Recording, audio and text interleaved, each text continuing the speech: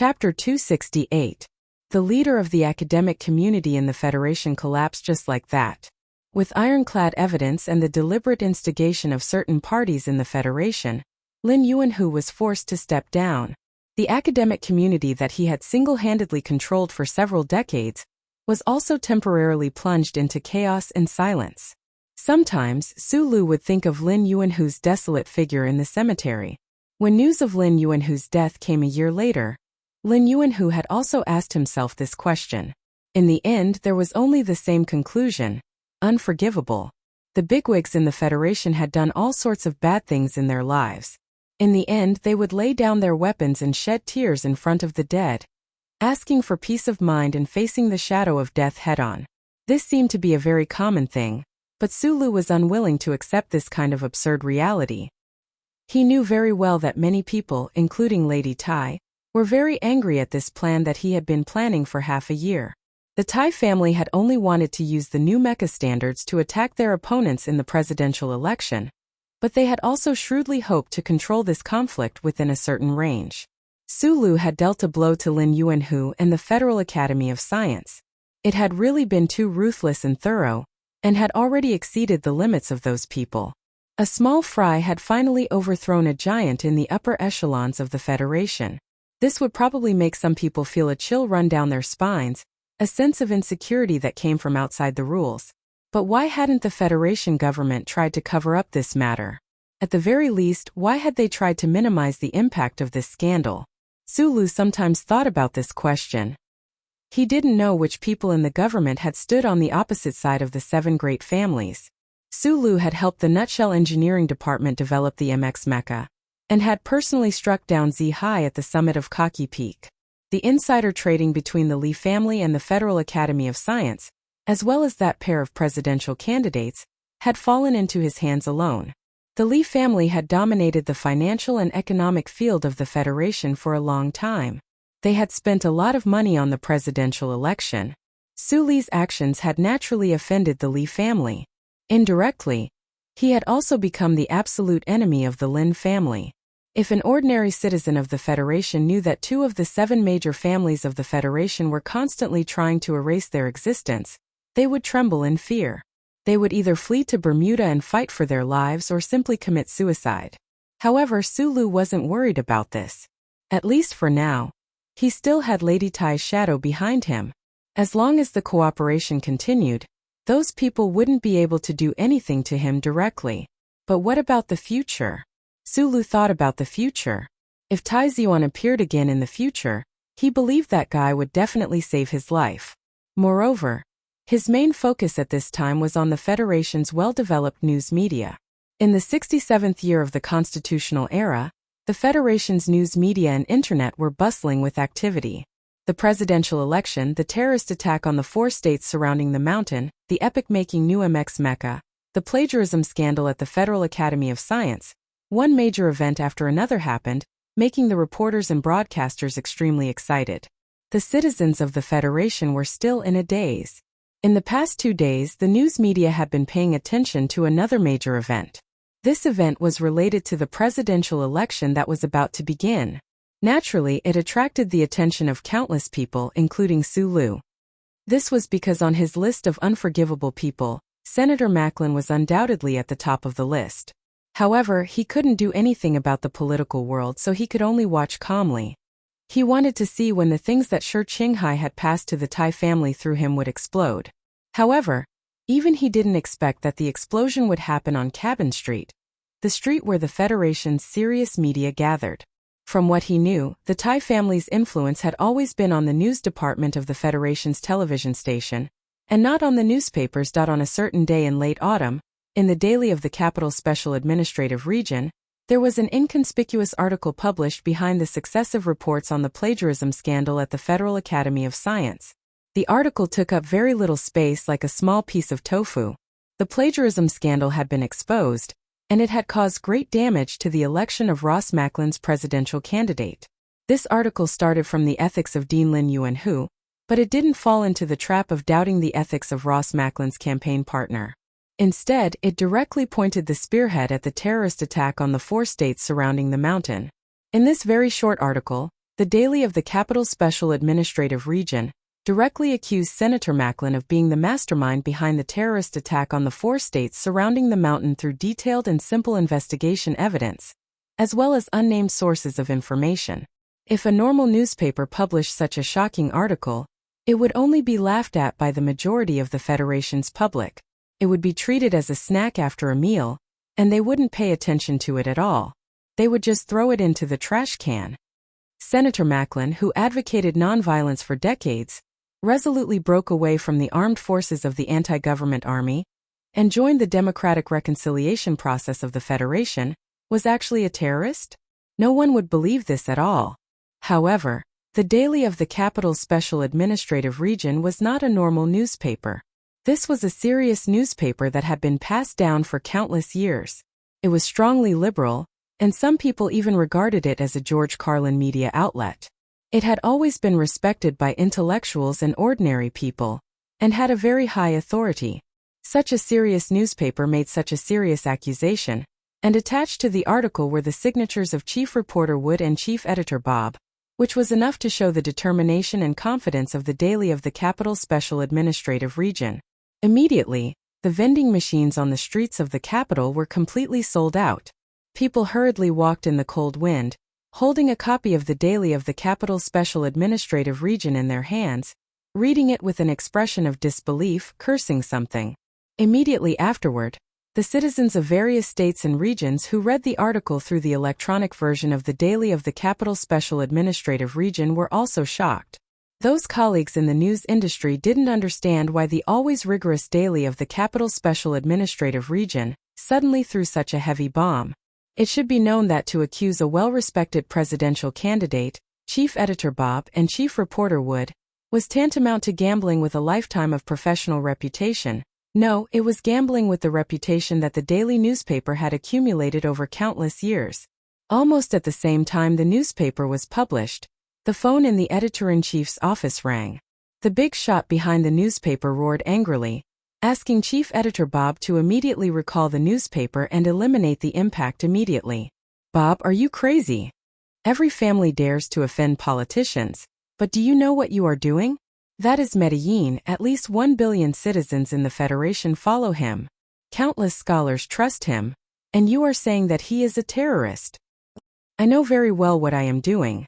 Chief Editor Bob moved the microphone a little further away and said calmly, I know even more clearly that the Sanlin United Bank is above the board of directors, and the Lee family is supporting the election of Governor Ross and Senator Medellin. But please don't forget, I am in the newspaper business, not the bank business. The big shot on the other side of the phone panted heavily, and when he was about to say something angrily, Bob said coldly, My chief editor contract will expire in 2 months. Don't expect to oust me at this time. Even if an interim board meeting is called, I will stay in this office. If you don't want this matter to be known by the Federation, it's best not to have this idea. You should know that there are many media outlets in the Federation that are interested in this matter. Perhaps they are more interested in why I was fired by the board of directors of the bank controlled by the Lee family the day after I published this article. After saying such a long string of awkward words in one breath, Mr. Bob's face didn't turn red, nor did he pant. Instead, he felt very happy. He held the microphone with 2 fingers and gently put it down. The click was like an old-fashioned printer in a museum. It was very crisp and moving.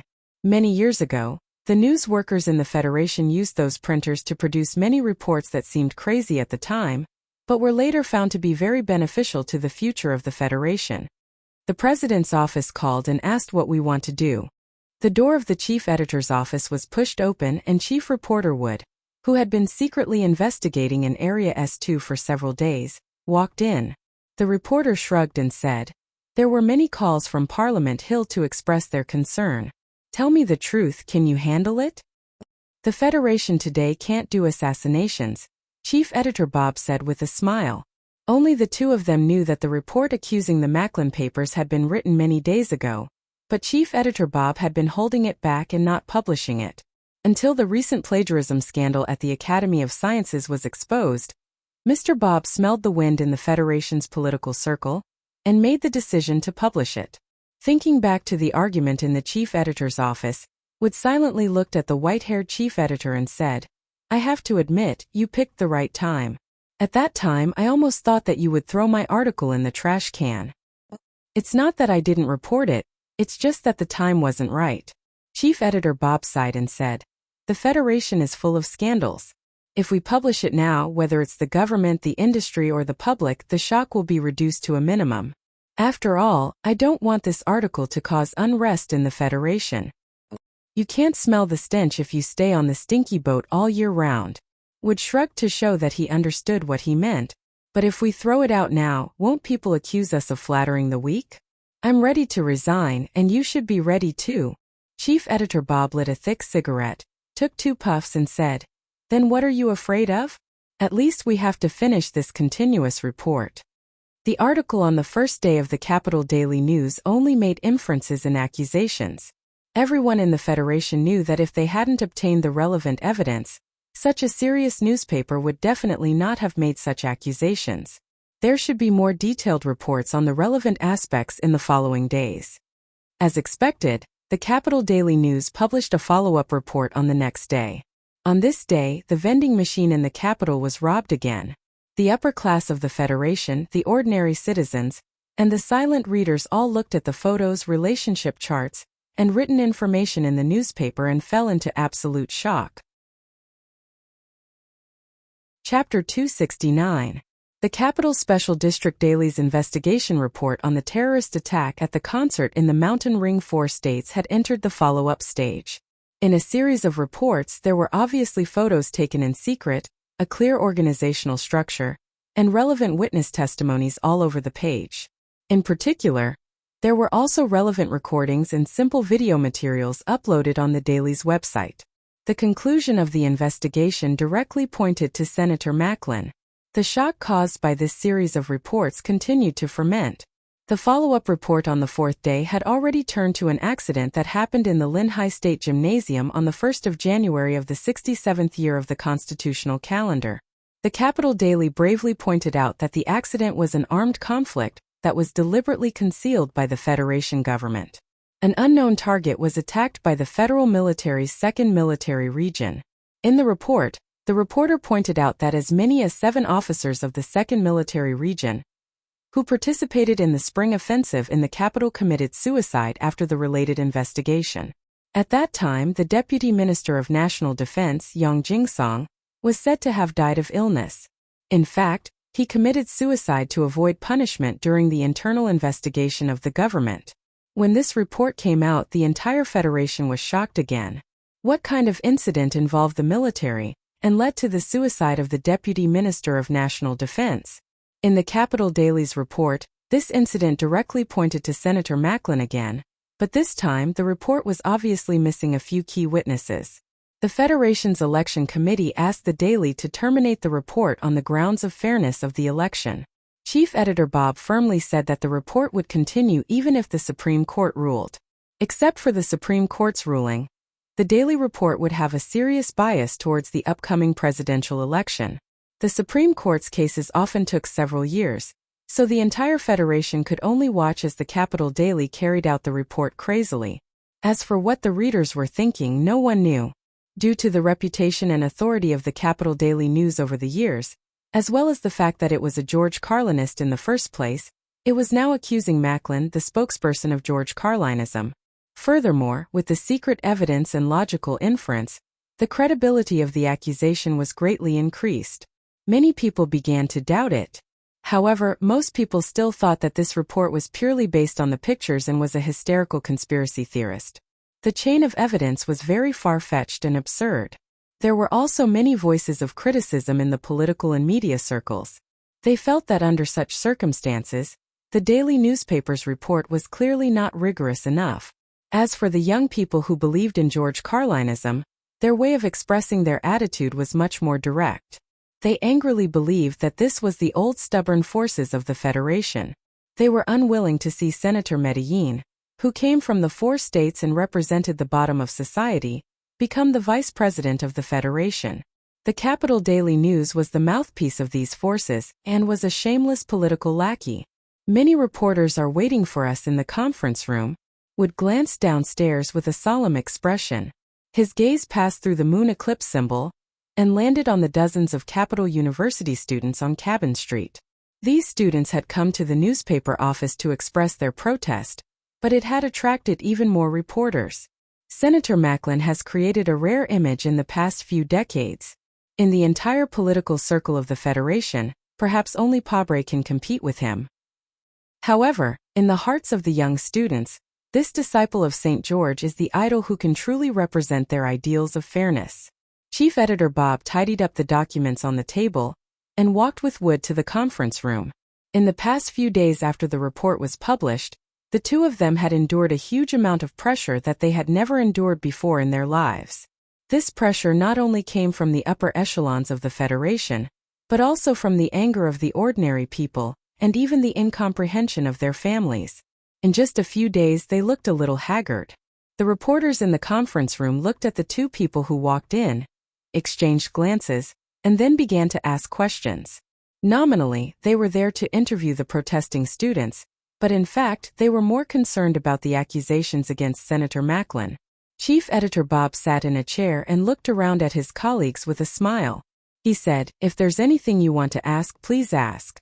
I used to be a reporter, so I know the torment of looking for answers."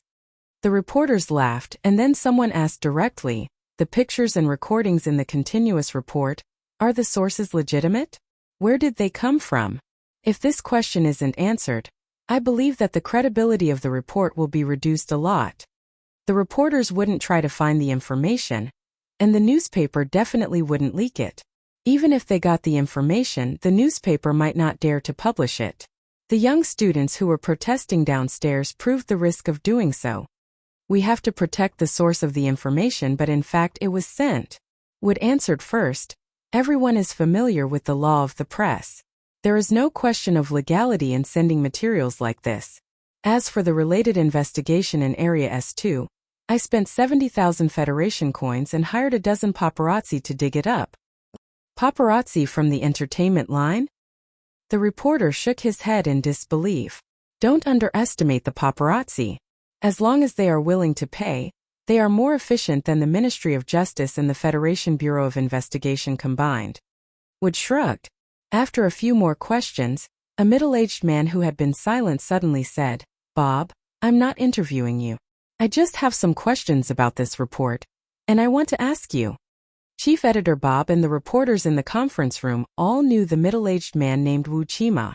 They were very familiar with him because he was a famous hard-working reporter in the Federation. Until now, he had written countless articles that disgraced the Federation government. Since it wasn't an interview, the reporters in the conference room tacitly turned off the recording equipment in their hands and listened quietly. Wuxia deliberated for a long time before saying, "You know what kind of person I am, but I still think that it's not appropriate for you to throw out this report before the election. In the end, I still believe in Senator Macklin. Let's not talk about the credibility of your chain of evidence based on inferences, but what do you mean by inferences? Could it be that the blonde girl in the pictures isn't Macklin's secretary? Could it be that the guy in the foundation didn't explain what he did?" Wood angrily waved the newspaper in his hand. "But these people are all dead." Wuxia frowned and said, "And I don't want to argue about this. I'm just thinking, if Senator Macklin is the mastermind behind this, why would he do this? Whether it's the reported assassination in Linhai or the terrorist attack in the Four Mountain Estates, what good would it do for him, who still has a strong anti-government attitude? Destroying the reconciliation agreement and atmosphere of the Federation, using those deaths to divide the people of the Federation into two political groups. Senator Macklin is definitely a mature politician. He wouldn't be unaware that this is not good for his path to the election. Moreover, during the terrorist attack, he was at the scene and almost died. The more opposite the Federation's political groups are, the more his anti-government attitude is a burden, not a layer of glory." Chief Editor Bob listened quietly, and the reporters in the entire conference room were also very quiet. Everyone was a reporter who ran the political line, so they were naturally sensitive in this regard. Naturally, they were very clear that Wuchima's analysis was very reasonable. After all, Senator Macklin couldn't find the motive for doing these things. In fact, Sulu had thought about the question of motive a long time ago. Lady Tai had also thought about it. Even Lin Banshan had also thought about it in the grass beside the high-speed railway. However, these people, or people with great wisdom, couldn't guess what Macklin was thinking and couldn't find the reason for him to do this. After Wuxia finished speaking, Bob was silent for a moment and said, I also want to find the motive for him to do this, but I can't find it. However, I know one thing better. As a journalist, we only need to find the facts and tell the facts. The motive behind the facts is a problem that needs to be considered by the prosecutor. He raised his head, looked directly at the reporters in the conference room, and said calmly, the newspaper won't convict a person. It will only tell the citizens of the Federation what the people around that person have done. As for whether they are guilty or not, the readers will have their own judgment in their hearts. Wuxia didn't give up. He shook his head and said, but your inference, the style of your writing when you are narrating the so-called facts, has already shown your inclination. You have already made a moral judgment, and this is not right. The news is actually the opinion of the person who writes the news. I admit that Wood and I have our own judgment. We have been using it cautiously, including in this report, Bob said after the reporters dispersed. Wuxia stayed and drank a cup of coffee in the chief editor's office. He looked at Bob and said, seriously, we have known each other for decades. What you said before could convince those young people, but it couldn't convince me. The newspaper's inclination is too serious. You convicted Senator Macklin in advance, and then you came to find evidence. Cautious. I think what you said about being cautious is a joke. It is indeed not cautious enough, but you have to be clear about the current time period. Bob stared into his eyes and said, such a person is about to be elected as the Federation's vice president. If he is really the person behind the scenes, the entire Federation will pay a heavy price for my caution. At that time it will be a real joke. So you have the power to use the public opinion in your hands to pull him down? Wuxia put down the coffee cup and asked angrily, you have seen our report, so you should have your own judgment. Do you think Macklin is guilty or not? Bob looked at him coldly. Wuxia was silent for a long time before he shook his head and said, I don't know. Maybe I just don't want to see two positive figures in the political world, but they have deceived most people, including me. Whether he is guilty or not, it is a matter for the Ministry of Justice to investigate. Bob frowned and said, and I don't think that these few reports can make Macklin lose this election. When Governor Ross was in charge of Jingzhou, the economy of Harbor City dazzled the entire Federation. Coupled with Macklin in the background of the Great Reconciliation, their chances of winning are really high. You support Pabre? I didn't plan to vote this year, Wuxia asked. I support this. Bob patted his left chest. Chapter 270. The shock caused by the Capital Daily News was still being amplified in countless galaxies in the Federation. That night, the last TV debate before the presidential election was broadcasted on the Federation's TV channel as scheduled. As early as 2 months ago, in the middle of the election process, several candidates who were far behind in public opinion had already announced their withdrawal and called on their few supporters to vote for the other two candidates.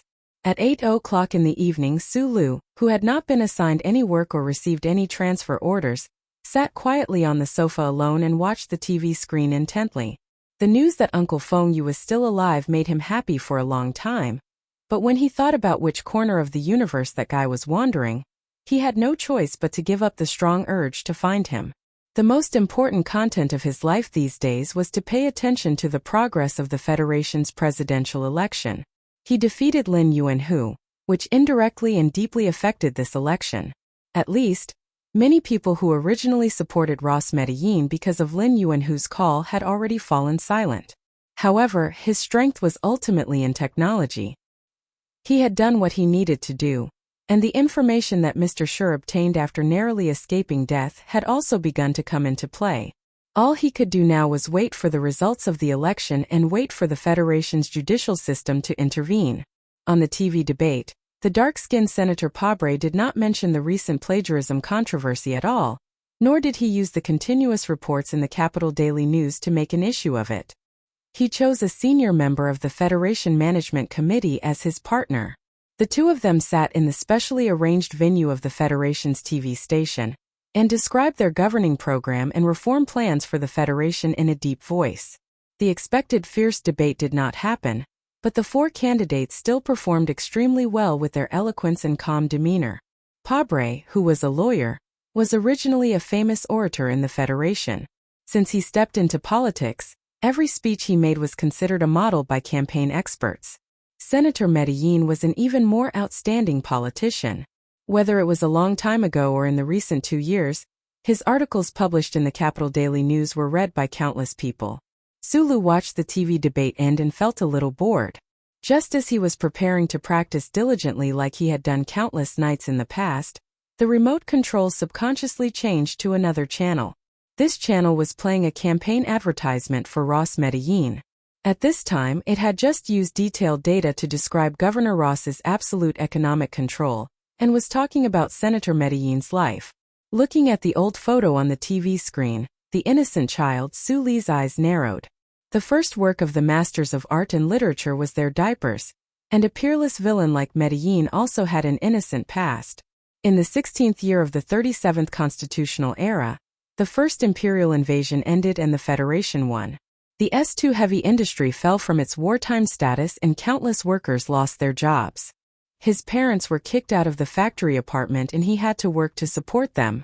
In the 23rd year of the constitutional era, his mother passed away. He joined the Federation Expeditionary Force and received a Purple Star Medal. But he was expelled from the army because he did not carry out the withdrawal order of the army commander. In the 27th year of the constitutional era, his business failed and his father passed away. With an unexpected financial aid, he entered the School of History and Economics of the Capital University. Later, a person named George Carlin appeared in this school. In the 31st year of the constitutional era, because he participated in the activities of the Veterans Association to occupy Charter Square, he was expelled from the Capitol Purge and was accused by the Federation. In the 32nd year of the constitutional era, he signed a plea agreement and returned to the S2 area to open a store. He got engaged, but less than 2 months later, his fiancée died and his heart was broken. In the 33rd year of the constitutional era, the store went bankrupt again. He had a complete mental breakdown and was bedridden for 6 months. In the 34th year of the constitutional era, he participated in the election of the third-class city councilor, but did not obtain enough signatures, so he was not included in the nomination list. In the 35th year of the constitutional era, he entered the Green Dragon Mountain alone and joined a guerrilla group.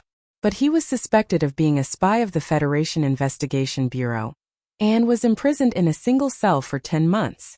In the 36th year of the constitutional era, he tried to become the spokesperson of the anti-government army, but failed. In the 37th year of the constitutional era, because of the internal strife of the anti-government army, he was only 3 minutes away from death. In the 41st year of the constitutional era, he was successfully elected as an alternate member of the Anti-Government Army Committee. In the 43rd year of the constitutional era, he fought for a by-election in the first half of the year but failed. In the 47th year of the constitutional era, he was re-elected as a member of the Anti-Government Army Committee, and has been re-elected ever since.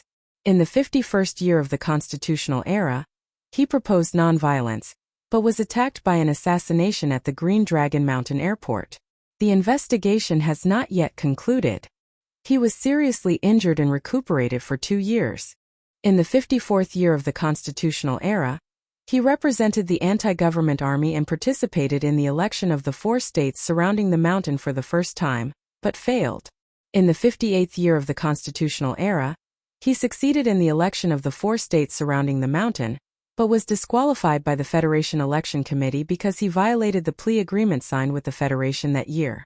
In the 59th year of the constitutional era, he came to S1 to report to the Federation High Court and asked for the right to be elected fairly. In the 60th year of the constitutional era, the High Court ruled that the election 2 years ago was valid, and he was successfully elected as a state senator of the Federation for the first time. He was born with nothing and faced setbacks throughout his life. He could have become a hero respected by the federal military, but because of his hatred of the invaders, he lost this honor. He could have become a scholar in a university, but because of his thinking about the unfairness of the Federation society, He was exiled to the edge of society. Countless elections, countless failures, 2 business failures, the tragic death of his fiancée, countless times on the verge of despair. But he did not give up because he knew what he wanted to do for the Federation. That was why he was finally elected as a member of the Federation Management Committee and became a candidate for the vice presidency of the Federation. He is Senator Medellin, and whether he succeeds or fails this time is in your hands. This was a very exciting campaign advertisement. Sulu was a little entranced by it. These legendary life experiences, as well as the compassion hidden in the words, perfectly displayed Senator Medellin's life. In comparison, the campaign advertisement for Senator Pobre's campaign office was much more dull. Looking at the face of the innocent baby turned into a calm and gentle old man on the TV, Sulu licked his dry lips. He had done a lot of homework on this high and mighty politician, so he easily guessed that this campaign announcement must have been written by Medellin himself. At the moment when George Carlinism was prevalent, in an environment of great reconciliation in the Federation, Medellin's life was indeed a perfect role model in the hearts of voters. Sulu even believed that if it was not for the old political system of the Federation that needed to be appeased, the positions of Medellin and Ross would have been reversed. After the campaign advertisement ended, there was no new advertisement. This TV station actually began to broadcast an investigation report that accused Medellin of being involved in a terrorist attack. Sulu looked at the unfamiliar anchor with a serious expression, and then at the bloody and terrifying images of the concert on the TV. He was so shocked that he could not speak. Then, he clenched his fist tightly and waved it vigorously. The Federation TV station absolutely could not broadcast such things, because the election committee would definitely not agree. However, such a private TV station could not be controlled by anyone. The accusation against Medellin developed from the newspaper to the TV station. The vivid images, together with the recorded evidence and vague video evidence, suddenly became very lethal. For Sulu, the addition of more news media was like a spring breeze blowing overnight. All the flowers in the pear garden bloomed, comforting and looking forward to it. However, for most of the citizens and politicians in the Federation, these reports were like a bone-piercing cold wind. The thunder in South Dakota in summer made them feel somewhat frightened and uneasy. Regardless of whether it was the Capital Daily News or the TV station that was not very famous, they made serious accusations through their own channels. Although the evidence available was not enough, it was already somewhat shocking. Under the pressure of the media and the influence of the Thai family in every corner of the Federation, in the last days of autumn in the 67th year of the constitutional calendar, the Federation Management Committee finally approved the Ministry of Justice's application to establish an independent prosecutor for the Medellin case. In fact, the Ministry of Justice had already received the same report as the Capital Daily News 2 months ago. The secret investigation of Senator Medellin had also been carried out to a certain extent. However, without the authorization of the Parliament Hill, it was extremely difficult to carry out the investigation. Since then, the candidate for the independent prosecutor appointed by the Ministry of Justice had also been revealed. For the past 2 months, the secret investigation team of the Ministry of Justice had felt like they were unable to act freely. Now that they finally stood in front of the stage, they immediately began to work. In a very short period of time, they controlled the target they needed and began to retrieve the call records and internal documents of Senator Medellin's office. Inspector Xiao Wenjing had a serious expression as he led a few colleagues into the Parliament Hill. Under the gaze of the crowd while waiting for the elevator, he said softly to Su Songzi behind him, "Teacher is under a lot of pressure as an independent prosecutor. We have to be careful when handling cases." Su Songzi nodded. Just yesterday, she had received a transfer order from the Internal Affairs Department of the Ministry of Defense to assist the Ministry of Justice's investigation work. Being able to participate in such a big case, this outstanding judicial talent also felt unprecedented pressure. However, they were professionals who defended the justice of the Federation. Although they knew that Senator Medellin had the support of countless powerful political figures and surging public opinion behind him, they still stepped into the Parliament Hill. Countless reporters swarmed up and waited at the bottom of the long stone steps of the Parliament Hill. Perhaps it would take many days, but they would not miss a single second of the shocking investigation process of the entire Federation. At this time, No one noticed that a black car without a logo slowly drove over and quietly parked by the lawn. It was like a spectator sitting in his seat. Chapter 271. No one could go against the entire Federation, not even the legendary 7 great families, not even the powerful political figures. Once the will of the Federation was expressed through a specific organization, powerful efficiency and terrifying power would descend upon the world. The investigation of the Ministry of Justice did not have the cooperation of the Bureau of Proclamation, but tens of thousands of Federation Bureau of Investigation agents and secret agents of the Ministry of Justice spread out like ants. They followed the paths that Senator Macklin had taken and the places that he had been to, and began to investigate the suspicious points in the evidence. The investigation process was very smooth and did not take long. The suspicious points found and the evidence sent by the mysterious person were enough to support many conclusions. When the 70-centimeter thick case file was sent to the Hall of Parliament Hill, even the most stubborn senator and the strongest supporter of that side had no choice but to agree to the president's request for an emergency meeting. In this emergency meeting of the Federation Management Committee, the Minister of Justice and the independent prosecutor from the 1st Military Academy gave a detailed explanation of the situation, and at the same time, expressed the seriousness of the situation. After an intense debate and even cursing, the Parliament finally voted to temporarily strip Senator Macklin of his judicial jurisdiction with a very narrow margin. As Senator Macklin was still a candidate for the presidential election, he still needed the signature of the Supreme Judge of the Federation Court.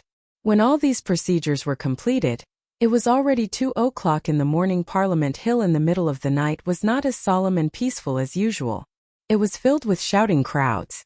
Under the cold gaze of the huge statue in Charter Square in the distance, Senator Macklin's supporters held George Carlin's portrait and Senator Macklin's portrait in their hands. They shouted and cursed with all their might, and gave the riot police in front of them the middle finger. The bottom of Parliament Hill was divided into 3 areas according to the long stone steps. On the other side were Senator Pobre's supporters who believed that Macklin was a terrorist. They held the photos of the innocent victims of the terrorist attacks around the mountain, and shouted in that direction without showing any signs of weakness. At the same time, the prosecutors of the Ministry of Justice who quietly walked along the stone steps applauded enthusiastically. However, these people were much fewer in number, but the huge pictures in their hands were emitting a stiff and cold aura, especially one of them. It was a picture of a little girl watching a concert with her eyes closed under a cold stone. Dust covered her face, and the blood on her face had also coagulated. Xiao Wenjing and Su Songzi led more than a dozen officials from the Ministry of Justice into Parliament Hill. They had been to the highest legislative building in the Federation many times over the past few days. Their initial nervousness and excitement had long turned into calmness and joy after obtaining a clue. However, it was clear that there were many more people demonstrating today than usual. The flashing lights on both sides were particularly dazzling, probably because the news had leaked out. On the street beside the lawn, a black car was parked there quietly. Su Lu lit a cigarette and took a light puff. Through the car's surveillance system, he watched the lively scene in the distant Parliament Hill. Finally, his gaze fell on the picture of the little girl. His fingers trembled as he held the cigarette, and he immediately aimed the image on the screen at the entrance of Parliament Hill. Whether it was the Department of Defense or the nutshell maneuver, it seemed to be a little difficult for them to deal with a meritorious subject like him. Therefore, he simply did not go to work at the Whitewater Company these days. Instead, he came to Parliament Hill every day. Being able to see Macklin brought to justice as soon as possible was what he looked forward to the most. When he discovered that Xiao Wenjing and Su Songzi were actually members of the investigation team of the Ministry of Justice, he could not help but be a little surprised. Then, he felt a sense of admiration in his heart. Not long after, the officials of the Ministry of Justice walked out of Parliament Hill. In the middle of the crowd, Senator Macklin, who was wearing a gray windbreaker, looked as usual and did not appear to be dispirited. The flashing lights immediately lit up half the night sky. Under the artificial light, the statues on the pillars of the Parliament Hill appeared lifelike and exceptionally ferocious. Senator Macklin was escorted down the stone steps. A few special official vehicles were waiting to take him to the Ministry of Justice for investigation. When the people at the bottom of the stone steps saw this scene, their emotions suddenly reached a peak. Countless supporters chanted the old man's name, sobbing as they scolded the shamelessness of the government. On the other hand, there were fewer people in the crowd, and they angrily shouted terms like murderer, baby killer, hypocrite, and so on. There was no expression on Senator Macklin's face. His footsteps were still steady, and his aged face was still calm and confident. He waved at the people who supported him to express his gratitude. "Senator Macklin, do you have anything to say?" The reporters who were stopped outside the safety zone shouted loudly as they pressed their shutters with all their might. Senator Macklin stopped in his tracks, smiled, and then raised his hands. The Ministry of Justice was not stupid enough to handcuff him. There was not even a plastic rope around his hands outside the sleeves of his windbreaker. "I've been handcuffed many times in my life, but I proved that I was right every time and came back safely." The Parliament Hill became a little quieter. Senator Macklin raised his hands with a smile and said, however, "Today proved that the Federation is still full of invisible handcuffs everywhere. I don't want the Federation to fall into some kind of divisive mood because of this incident." Senator Macklin said loudly to the reporters and the people who supported him, "Go back, at least history will give its right judgment." Only history had the right to give its judgment. What about the law of the Federation? These few words of Senator Macklin vaguely revealed some kind of emotion in his heart. Suddenly, it infected the expressions of the supporters, and a sense of sadness grew in their hearts. Even the reporters momentarily forgot what they were supposed to ask. At this moment, the chief political reporter of the Capital Daily News, Wood, suddenly shouted at Macklin, who was on the stone steps, "The moral court in your heart has already sentenced you to death." Senator Macklin looked at the reporter who threw him down, smiled slightly, and did not say anything. Inspector Xiao Wenjing, who was next to him holding his arm, stiffened slightly. She remembered that the sentence that reporter Wood said was the focus of the last of the 17 editorials that Senator Macklin published in the Daily News. The angry people began to throw paper balls and spit at Wood. The scene was chaotic.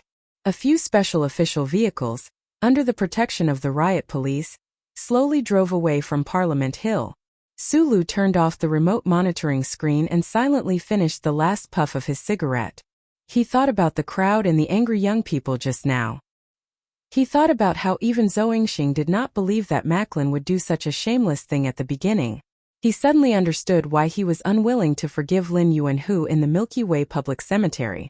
It was because he knew very well that people like Macklin and Lin Yuanhu were the best, but also the most disgusting actors. Professor Shen once said that there was no such thing as reason in the universe.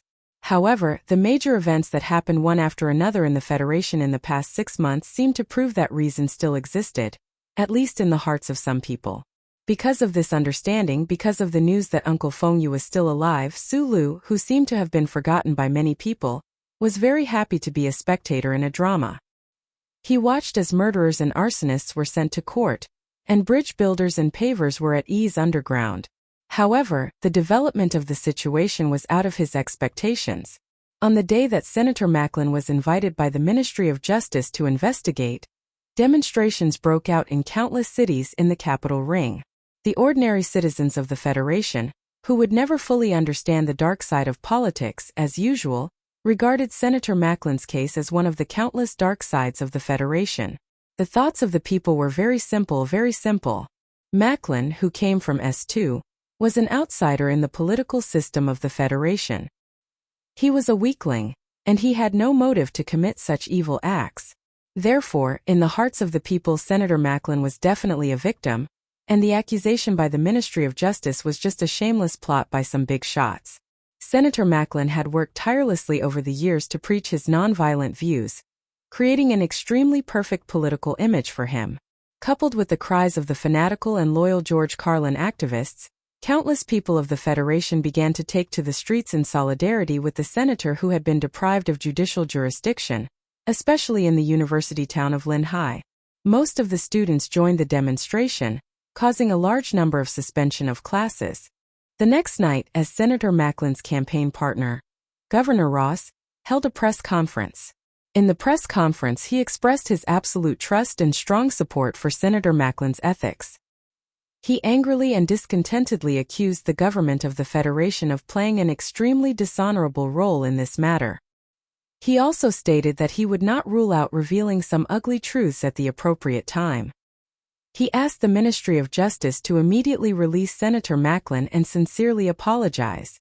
At the same time, he announced that the campaign office had submitted a letter to the court, accusing the Capital Daily and a private television station of spreading false information, endangering public safety, defamation, and bribery of journalists. As an experienced politician who had controlled the largest city in the Federation for many years, the counterattack of Governor Ross of Jingzhou was definitely not just a press conference. Just after the press conference, several of the most famous business people in the Federation also began to stand up, expressing their distrust of the Ministry of Justice and their support for Senator Macklin. A large number of influential organizations such as the Federation Financial Association, the Mining Association, and a large number of far-reaching organizations also expressed their attitudes. In the next 10 hours, more powerful people stood up to support Senator Macklin.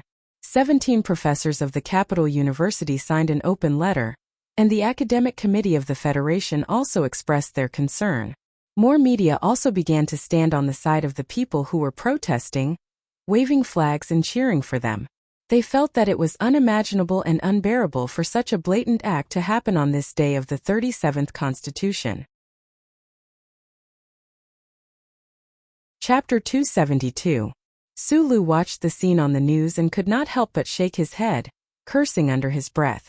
He could never have imagined that the usually silent Federation citizens would actually have so many people standing up this time. Moreover, the Federation Academic Committee actually had the face to express concern. This was truly incomprehensible to him.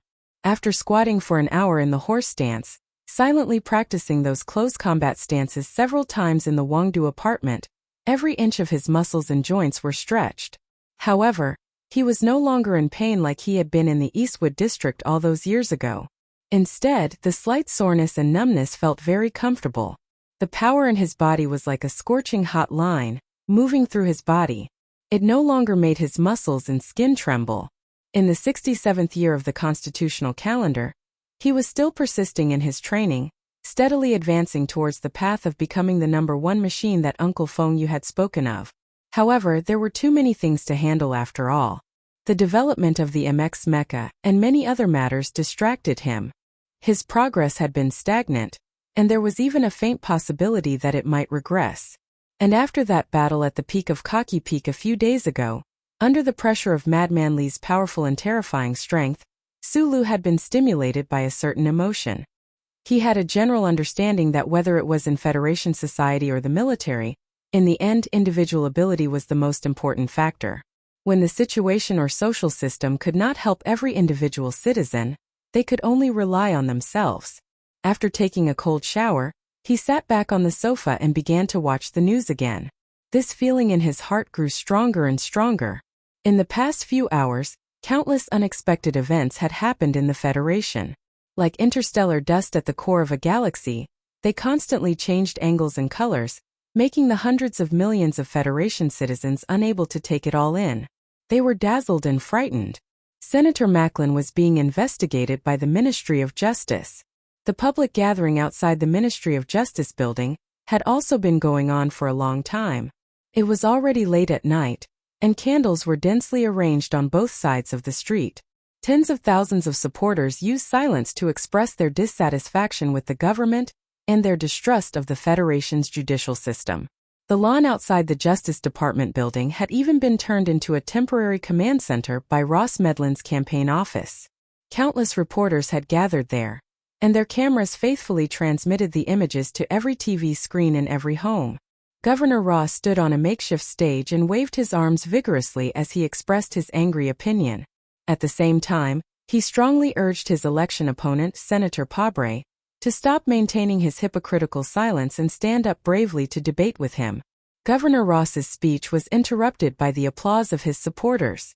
At the end of the road, there was another group of people shouting slogans to punish the murderer, but their voices were so far away and soft. The news footage changed to the 4 mountain estates of Region S2. The former heavy industrial base of the Federation was where Senator Medellin made his fortune.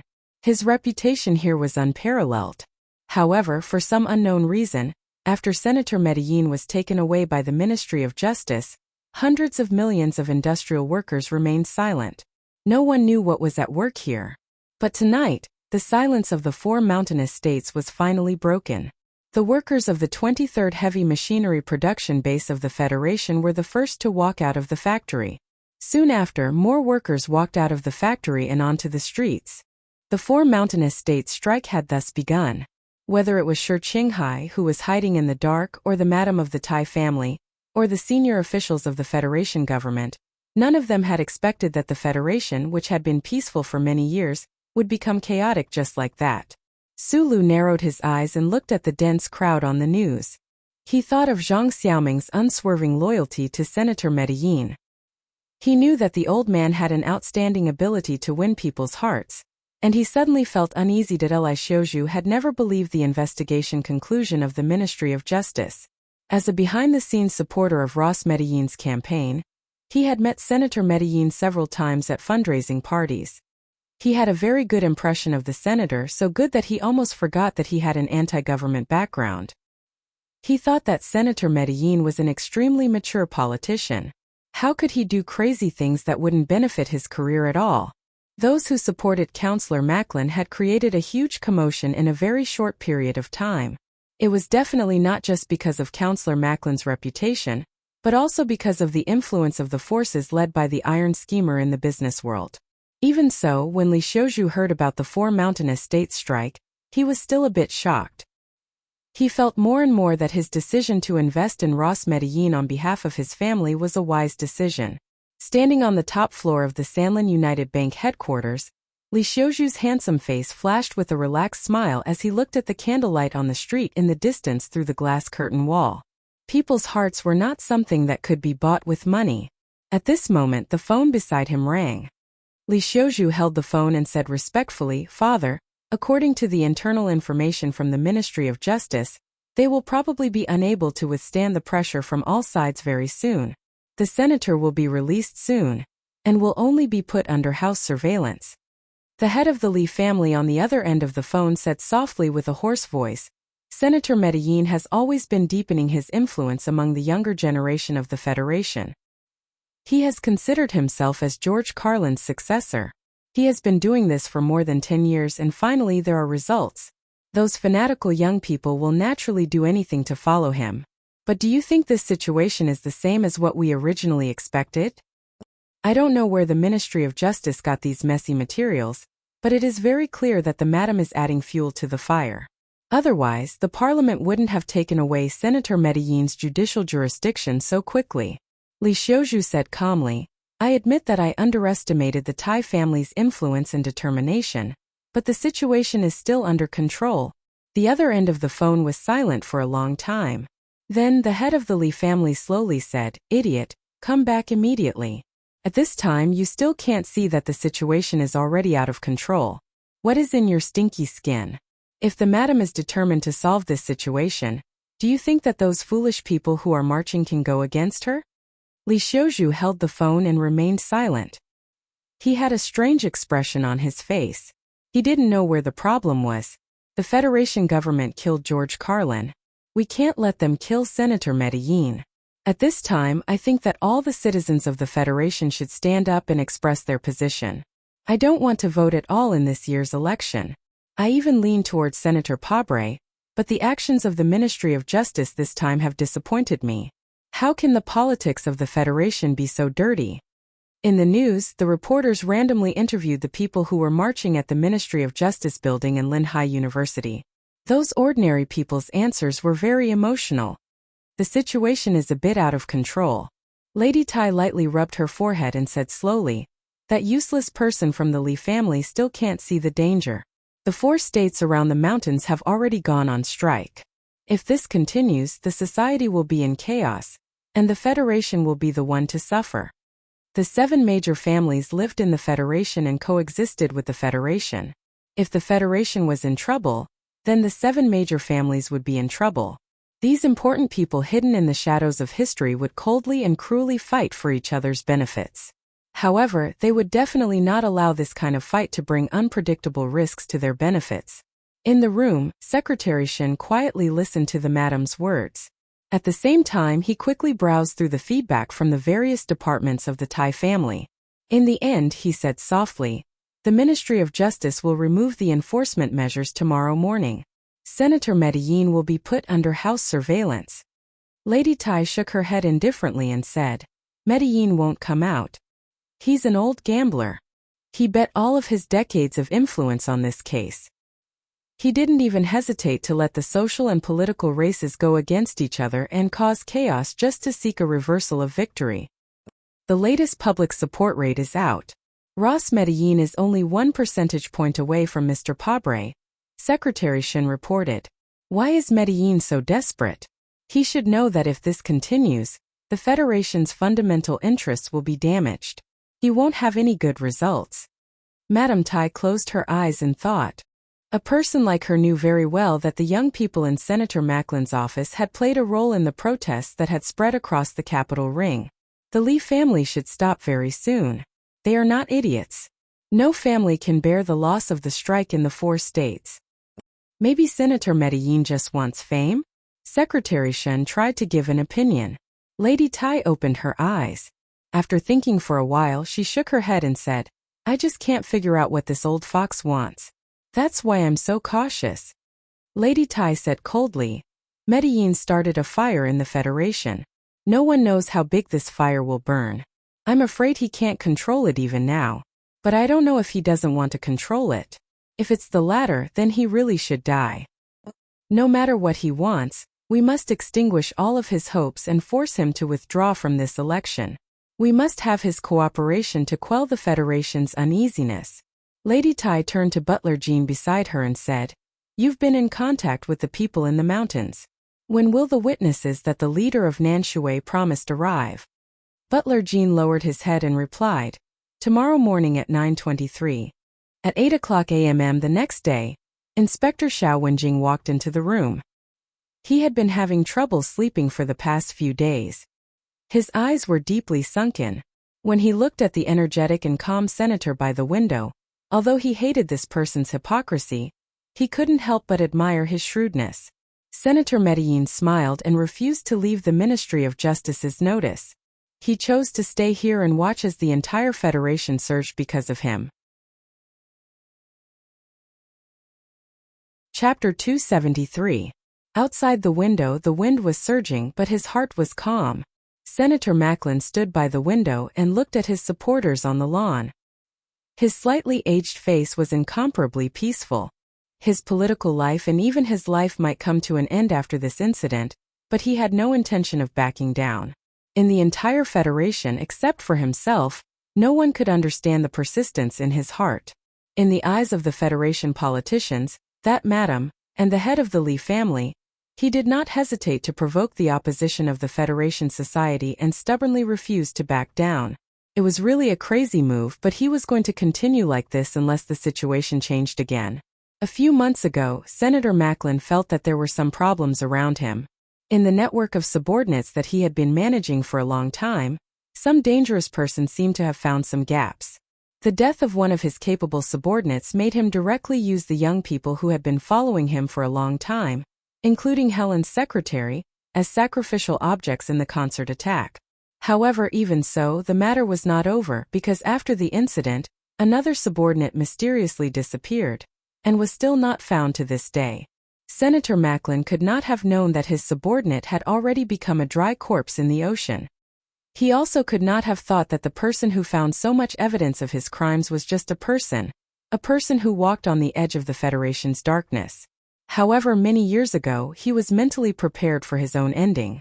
In fact, he had never imagined that he could face the powerful Federation head-on with the power that he had discovered among the young people in the 4 states around the mountains. 60 years in a foreign land, when did I not miss my family for a moment? Not many wrong paths in the galaxy, I offer my body to the light. Senator Macklin silently recited this ancient poem in his heart, thinking that this life was enough. Outside the door, Inspector Xiao Wenjing said to a middle-aged man, "Just now, he received a few calls. We did not listen in, but it should be some forces persuading him to temporarily leave the Ministry of Justice so that the situation outside can be calmer." But for some reason Macklin directly refused. The middle-aged man was none other than Brigiosi, an independent investigator secretly established by the Ministry of Justice and recently approved by Parliament Hill.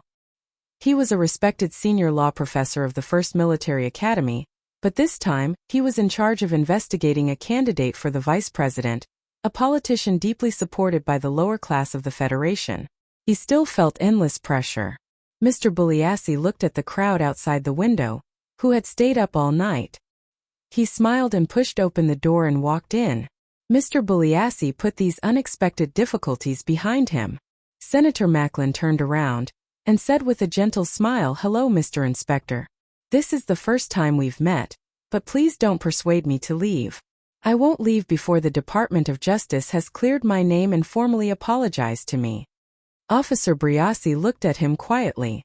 After a long time, he said in a rather playful tone, "Mr. Senator, you don't have to leave. In fact, we will have many more opportunities to meet in the future. I'm here to inform you that a special hearing will be held on Parliament Hill soon. A key witness will point out your role in the Linhai State Gymnasium assassination in front of the senators." Senator Macklin's eyes slowly narrowed. It only took him a short time to remember that girl, the girl who liked sex, the girl he had personally trained for a year, the girl who should have been dead. The sun at 8 or 9 in the morning shone over the capital special district.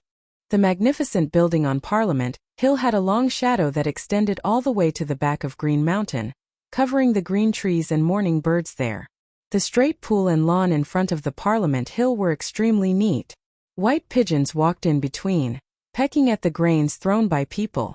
Senator Macklin was being interrogated in the Ministry of Justice building, and the protesters were also gathered in that direction. The sacred Parliament Hill of the Federation should have welcomed its own tranquility, but at this time, the long stone steps were already surrounded by reporters who had heard the news. The Parliament Hill hearing procedure was a very complicated matter. However, the madam behind the scenes and the big shots in the Federation had forcibly simplified the procedure to the extreme. Even the most well-informed senators only found out about the news in the middle of the night. More senators cancelled their trips at the last minute and rushed to the Parliament Hill. However, when they thought of the seriousness of the matter, no one raised any objections to the holding of the hearing. The reporters who had heard the news were only a few minutes late. The broadcast vans of the major TV stations in the Federation were already on standby, ready to broadcast at any time. However, in order to win the right to broadcast in the Parliament Hill, who knew how many rounds of requests and torment they had to go through to win the right to broadcast in the Parliament Hill? At 11:30, when it was almost time for lunch, the old senator from South Dakota finally rushed back on a special plane. The Parliament Hill had the necessary number of people, and the hearing on the charges against Senator Macklin was officially held. The 5 huge circular stone pillars on the Parliament Hill were incomparably grand and magnificent. The interior of the meeting hall was even more spacious. The dark wood decorations, the huge lamp that hung dozens of meters in the air, the arc-shaped rows of senators' seats, and the quiet atmosphere filled the Federation's highest legislative meeting place with a dignified and authoritative atmosphere. Zhang Xiaoming, who was wearing a bra, walked in through the side passage of the Parliament Hill under the guidance of an official from the Ministry of Justice. She wore light-colored boots, plain clothes, and short hair that reached her ears. She looked extremely capable. Seeing that this witness was a young lady who had an uncomfortable feeling about her, the senators who were leading the Federation's direction were slightly startled. After that, they began to discuss softly. The dignified feeling in the air made Zhang Xiaoming, who was entering the Parliament Hill for the first time, feel a little nervous. However, she immediately took a deep breath and nodded to the senators closest to her with a calm expression. At the same time, she subconsciously glanced at the camera lens fixed on the passage. The 3 TV stations of the Federation had obtained the right to broadcast live. Everything that happened in the hearing would be transmitted to every TV screen through wireless signals. Zhang Xiaoming gently clenched her fists, trying to make her footsteps more steady. However, she silently thought that since she had returned to S1 once again, Lin Hai's parents should have seen her. He should have seen her as well. Her heels stepped on the expensive mahogany floor, making a steady rhythm in the quiet and spacious Parliament Hall. The official from the Ministry of Justice stopped below, and the Parliament's protocol officer led her to the table on the right side of the rostrum. Zhang Xiaoming stood behind the semicircular podium and turned around to face the hundreds of senators in the Parliament Hill. The seats of the councillors were like countless arcs that extended upwards. Every seat was extremely far apart, and there were countless seats that were not filled. In the interior of this magnificent building, everyone seemed so small. She also had this feeling, especially when she saw the most famous politicians of the Federation staring at her with hawk-like eyes. She was a little flustered. "Please place your hand on the Magna Carta and recite the oath after me." The Parliament's protocol officer stood below the mahogany podium and said softly. He was a few heads shorter than her. Zhang Xiaoming took a few deep breaths and placed her hand on the Magna Carta. This was a thick book about 50 centimeters wide and 1 meter long. It recorded the first charter of the Federation and several of the most important amendments. It was the creed that every citizen of the Federation had to abide by. After she placed her hand on the book, the first thing she felt was that this book was very thick. She did not know what material the book cover was made of, but it was a little cold. The people under the protection of the Magna Carta enjoy freedom and equality. Zhang Xiaoming followed and recited softly, "I swear to the Magna Carta that I will tell the truth to the best of my knowledge without hiding anything." At first, her voice was very soft, and it was not very clear in the quiet Parliament Hill. The few senators sitting behind the stepped seats frowned. But then Zhang Xiaoming's voice became louder and louder, clearer and clearer. She was used to this kind of solemn and depressing environment. She understood that these powerful big shots in the Federation were actually just the resident bugs of the Federation that her comrades in the mountains wanted to eliminate. In that case, the dizzying seats of the senators in the magnificent building were actually no different from the densely packed holes that termites had dug out in the soil. After experiencing the betrayal and seeing the pain, poverty, sacrifice, and corpses, the Zhang Xiaoming of today was no longer the innocent and kind girl from a year ago. She calmly finished reciting the oath and then calmly waited for the senators to ask her questions. The host of today's special hearing was the chairman of the Ethics Committee of the Federation Management Committee, the senior senator from S3 Shaun. The old man glanced at the woman on the stage with cloudy eyes and asked coldly, "Your name?" "Zhang Xiaoming," she answered clearly. "You used to be a secret staff member in Senator Medellin's office?" "Yes. But according to the report, you should have died in a sailing accident in Region S2 in the first half of the year." "That was a conspiracy. I am still alive. I am standing in front of all the senators now to reveal this conspiracy to you." This was not a court trial, but it was colder than a court trial. At this time, the senators had already received the specific questions and the scope of the hearing. As the anti-government girl from the Green Dragon Mountain on the stage answered in a very organized manner, the solemn Parliament Hill gradually fell into silence. This was the first time in history that a member of the anti-government army stood in the Federation's highest council in broad daylight. This matter itself was history. In the Wangdu condominium 120 kilometers away from the Parliament Hill, Su Lu was silently watching the live broadcast on TV. He looked at the girl who was both familiar and unfamiliar, calm and composed. There was no trace of the young and inexperienced girl from before, only a determined temperament. He did not feel that there was another historical event in the Federation. He only felt that the history of the past 2 years was ridiculous. Chapter 274. Su Lu had trained his body for too long last night, so he woke up a little later than usual. He cooked a bowl of instant porridge and did not go for a morning jog in the park as planned. Instead, he subconsciously turned on the TV. Watching the news on TV had become his main job for the past few days. He originally wanted to see the progress of the demonstrations in the Federation, as well as the strike in the 4 states around the mountain. He also wanted to see if Medellin would walk out of the Justice Department building, but he did not expect the Federation News Channel to start broadcasting breaking news early in the morning.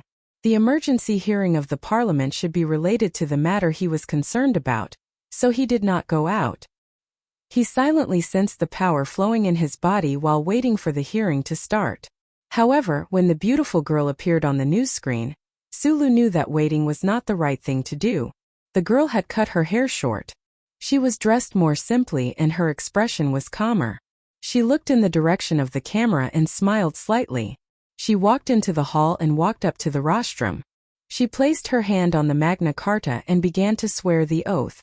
Sulu thought that his eyes were playing tricks on him, or that it was an illusion. The most likely possibility was that the damn omnipotent Federation computer had invaded his brain again, causing him to have an epileptic hallucination. Otherwise, he should not have been able to see her. However, his rationality gradually returned, telling him that all this was real and could scare him, especially when the girl said her name. He gradually shook off his absent-minded state. He walked in front of the TV screen and gently touched the girl's face on the news with his finger. He did not hear what she was saying, but his body trembled from the cold touch. After standing in front of the TV screen in silence for 3 seconds, Sulu turned around and took a shirt from the closet behind the door. He put it on and went into the elevator to the underground parking lot. He sat in the driver's seat of the black car, fastened his seatbelt, and turned on the car's TV screen to watch the Federation's live broadcast. He started the car and drove away from the apartment as fast as he could. He rushed onto Highway 2 and drove towards the Capital Special District under the clouds in the distance. You mean the Bureau of Proclamation can also make mistakes? The charter can't be wrong, but people can. On the holographic screen in the car, the Senate hearing was still going on. Sulu did not lower his head to look at it. He listened to every word that the girl said seriously. His expression did not change at all. He only looked a little pale, and occasionally, there would be a faint blush on his face. You were once a returnee, and according to your own account, you are now a spy for the anti-government army. I don't understand why you would risk being arrested and returned to S1, and even request for this special hearing. On the light screen, Senator Zion frowned and stopped Zhang Xiaoming from replying. He continued, a woman who has no loyalty to the Federation at all.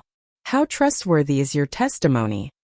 I am loyal to the Federation, but I am not loyal to the Federation government.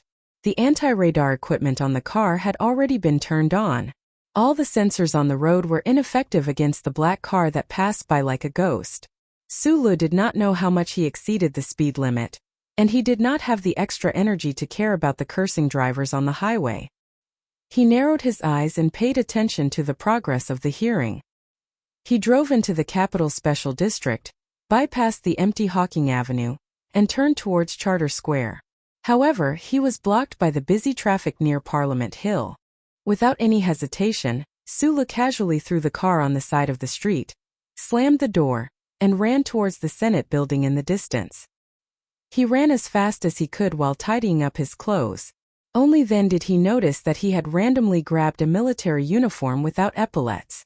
The traffic in the capital was usually not so busy. He did not know if it was the demonstration that blocked the traffic and hindered people's communication. Sulu angrily squeezed through the young students holding signs. By the time he reached the stone steps of the Senate building, a long time had passed. The front of the Senate building was crowded with news media. Only a few large television stations were allowed to broadcast the hearing live. As many as hundreds of reporters and cameramen were standing on one side of the lawn. In front of the chosen backdrop of Parliament Hill, they hurriedly reported the situation to the channel manager. They were making real-time news connections. The scene was chaotic. Sulu passed through the heavy cameras and quickly walked up the stone steps to the entrance of the Senate building. He was stopped by the police cordon and hundreds of military police. Outside the police cordon, other than the reporters, there were also some excited people who came for some unknown reason. Everyone was excited. Sulu wiped the sweat on his forehead. In this cold late autumn day, he was drenched in sweat from running. Through the shoulders and the brim of the hat in front of him, he looked at the tall and wide entrance of the Senate building. He listened to the discussions around him but gradually calmed down. Seeing that the girl was still alive, he did not know why, but he did not need a reason. His body seemed to be controlled by instinct and rushed out of the apartment to the place closest to her. But then he suddenly thought, what was he doing here? Was it like in the movies, when the soldier who had gone on an expedition to the galaxy returned home in glory and was giving a speech at a special capital city meeting? Suddenly, his lover, whom he had not seen for 3 years, shouted his name from the other side of the lawn. So he was stunned, raised his head, looked into the distance and was pleasantly surprised. He jumped off the stage and jumped into the pond, creating a trail of white splashes and startling a few lazy waterfowls. He ran away and then hugged in the pond, lowered his head and kissed her. There were tears. Was this a reunion? But this was not a reunion. Sulu felt a little cold, but he still stood stubbornly at the door, waiting for the girl to appear. Under the escort of the Ministry of Justice, Zhang Xiaoming walked out of the Senate building. A confident and steady smile appeared on her face. She shook hands with the counselor who had specially escorted her out and said a few words in a soft voice. A news reporter handed over a microphone and asked a question loudly. Zhang Xiaoming smiled gently and did not answer the actual question, but she used her calm and sincerity to perfectly portray the image of the anti-government army in the mountains. Sulu looked at the girl in the middle of the stone steps quietly through the crowd. It had been a long time since he had seen her so closely. In the past, he had only looked at her from a dining table away. In the past, he had never looked at her from such a distance. But now, separated by the crowd, it was as far as the Milky Way. Zhang Xiaoming had become a lot more mature. This maturity was not because the harsh environment of Green Dragon Mountain had left an indelible mark on the girl's face. She was still young and beautiful, but there was a trace of inexplicable determination in her temperament. He did not know how many things had happened to her in the past year. The elf girl with the red devil horns had finally grown up. Sulu looked at her quietly and thought about it quietly. He watched her smile sincerely at the reporters and thought about the snow and porridge in the girls' dormitory in the plum garden. He had never forgotten those memories. Instead, because of her death, they had become unforgettable. But for some reason, when he saw her appear alive in front of his eyes, those memories that often appeared in his dreams in the middle of the night suddenly faded away. At this moment, Sulu saw Zhang Xiaoming turn her head to the side amidst the flashing lights. Her calm and steady eyes seemed to be wandering, as if she was looking for something in the crowd. Then those eyes fell on his face. On the stone steps of the highest authority in the Federation, separated by the crowd and noise, Sulu and Zhang Xiaoming's eyes met. At this moment it was as if there was no existence other than them. Zhang Xiaoming's eyes flashed with a trace of surprise, a trace of helplessness, a trace of guilt, a trace of sadness, a trace of uneasiness, a trace of joy. Countless emotions eventually converged into a single teardrop that slowly flowed down from the corner of her eye. Sulu quietly watched her cry in the crowd. His incomparably complicated emotions suddenly became clear and calm. A reporter in the crowd asked a question loudly. Zhang Xiaoming, who was in a daze and crying, came to her senses and slowly turned her head. It was so difficult to turn her head back. The flashing lights around her were so bright. Zhang Xiaoming clenched her fists tightly. That was why she had seen the other person later than he had. At that moment, she thought she had seen wrongly. The female anti-government soldier suddenly came to the capital special district and testified on Parliament Hill. This was the first time in the Federation's history that this had happened. The reporters and the public had been paying attention to the progress of the hearing. They were deeply impressed by the calmness and perseverance of the young girl on the stone steps. This girl had a temperament that was completely absent from her peers in the Federation. This temperament was extremely charming in front of this grand building. However, at this moment, many reporters and the public noticed that the calm and determined girl suddenly had tears in her eyes. "Miss Zhang Xiaoming, may I ask why you are crying?" The reporter asked loudly. "Is it because you remember the unfair treatment you once suffered? Or is it because you are angry at Senator Macklin's despicable actions?" "The flashing lights are too bright," Zhang Xiaoming replied with a smile. There was laughter all around. Amidst the laughter, the girl looked out of the corner of her eye. However, she sadly found that the boy had disappeared into the crowd. The moment she turned her head, Sulu did not hesitate anymore. He immediately turned and left. He had come, seen and confirmed. That was enough. He walked down the stone steps in loneliness. Then he was blocked by a group of Justice Department officials wearing trench coats and holding black umbrellas. The sky above the capital special district was cloudy and thick. However, the probability of rain in late autumn was very low, so the pedestrians on the streets and the reporters on the stone steps did not carry umbrellas. Therefore, these officials wearing trench coats and holding black umbrellas were particularly eye-catching. Trench coats and black umbrellas were the standard equipment for Justice Department officials in autumn. Just like the heavy black commercial vehicles of the Federation Investigation Bureau, it clearly showed their identity. Chapter 275. Sulu had only had time to brush his teeth after waking up. He hadn't even combed his hair, so his somewhat messy black hair was scattered across his head. He quietly looked at the Justice Department official in front of him and noticed that this person's face was slightly red, and he was panting heavily. It seemed that he had just run not far. "I won't cooperate because I'm not in the mood." At this moment, his feelings were complicated and heavy that no one could understand. He glanced at the official in front of him, shook his head, and walked forward somewhat numbly. "You have to cooperate." There were about 7 or 8 officials from the Justice Department, and they directly blocked his path. The official from before said coldly, "Just now, we went to Wangdu Apartments to look for you, but you ran away first. We followed you all the way here and were almost shaken off by you. It took us a long time to find you. If you don't come with us, I have the right to arrest you." At this moment, Suli's feelings were very messy and terrible, but it didn't take him long to understand what this Justice Department official wanted to investigate. Naturally, it was related to Zhang Xiaoming, who had just walked out of the Parliament building. The Justice Department wanted to accuse Senator Macklin of participating in the Lin Hai assassination, so they naturally needed his testimony. However, this was a cold and sad day. He just subconsciously wanted to leave the crowd behind him, leave his chaotic emotions, and leave this place as soon as possible. Therefore, he didn't want to go to the Justice Department for any investigation. He pushed the official in front of him away and continued to walk forward in silence. Suddenly, a voice said, "If I'm not wrong, our goal should be the same. You know that we are investigating Macklin, so I think you should come with us." Sulu looked up and saw Inspector Xiao Wenjing. He was no stranger to this inspector. During the murder case on Hushan Road, the two of them had interacted many times. In the recent news, this inspector, who had been temporarily transferred to the Justice Department to be in charge of the Macklin case, had been on the news many times. "Goal? What goal?" Sulu met his serious gaze and suddenly opened his mouth. His voice was full of self-mockery and frustration. It was unknown whether he was asking the other party or himself. Under the obstruction of Inspector Xiao Wenjing, the officials of the Justice Department watched the young man leave without taking any coercive measures. The officials looked at Xiao Wenjing and asked for the reason in confusion. They anxiously thought about the importance of this person to the Macklin case.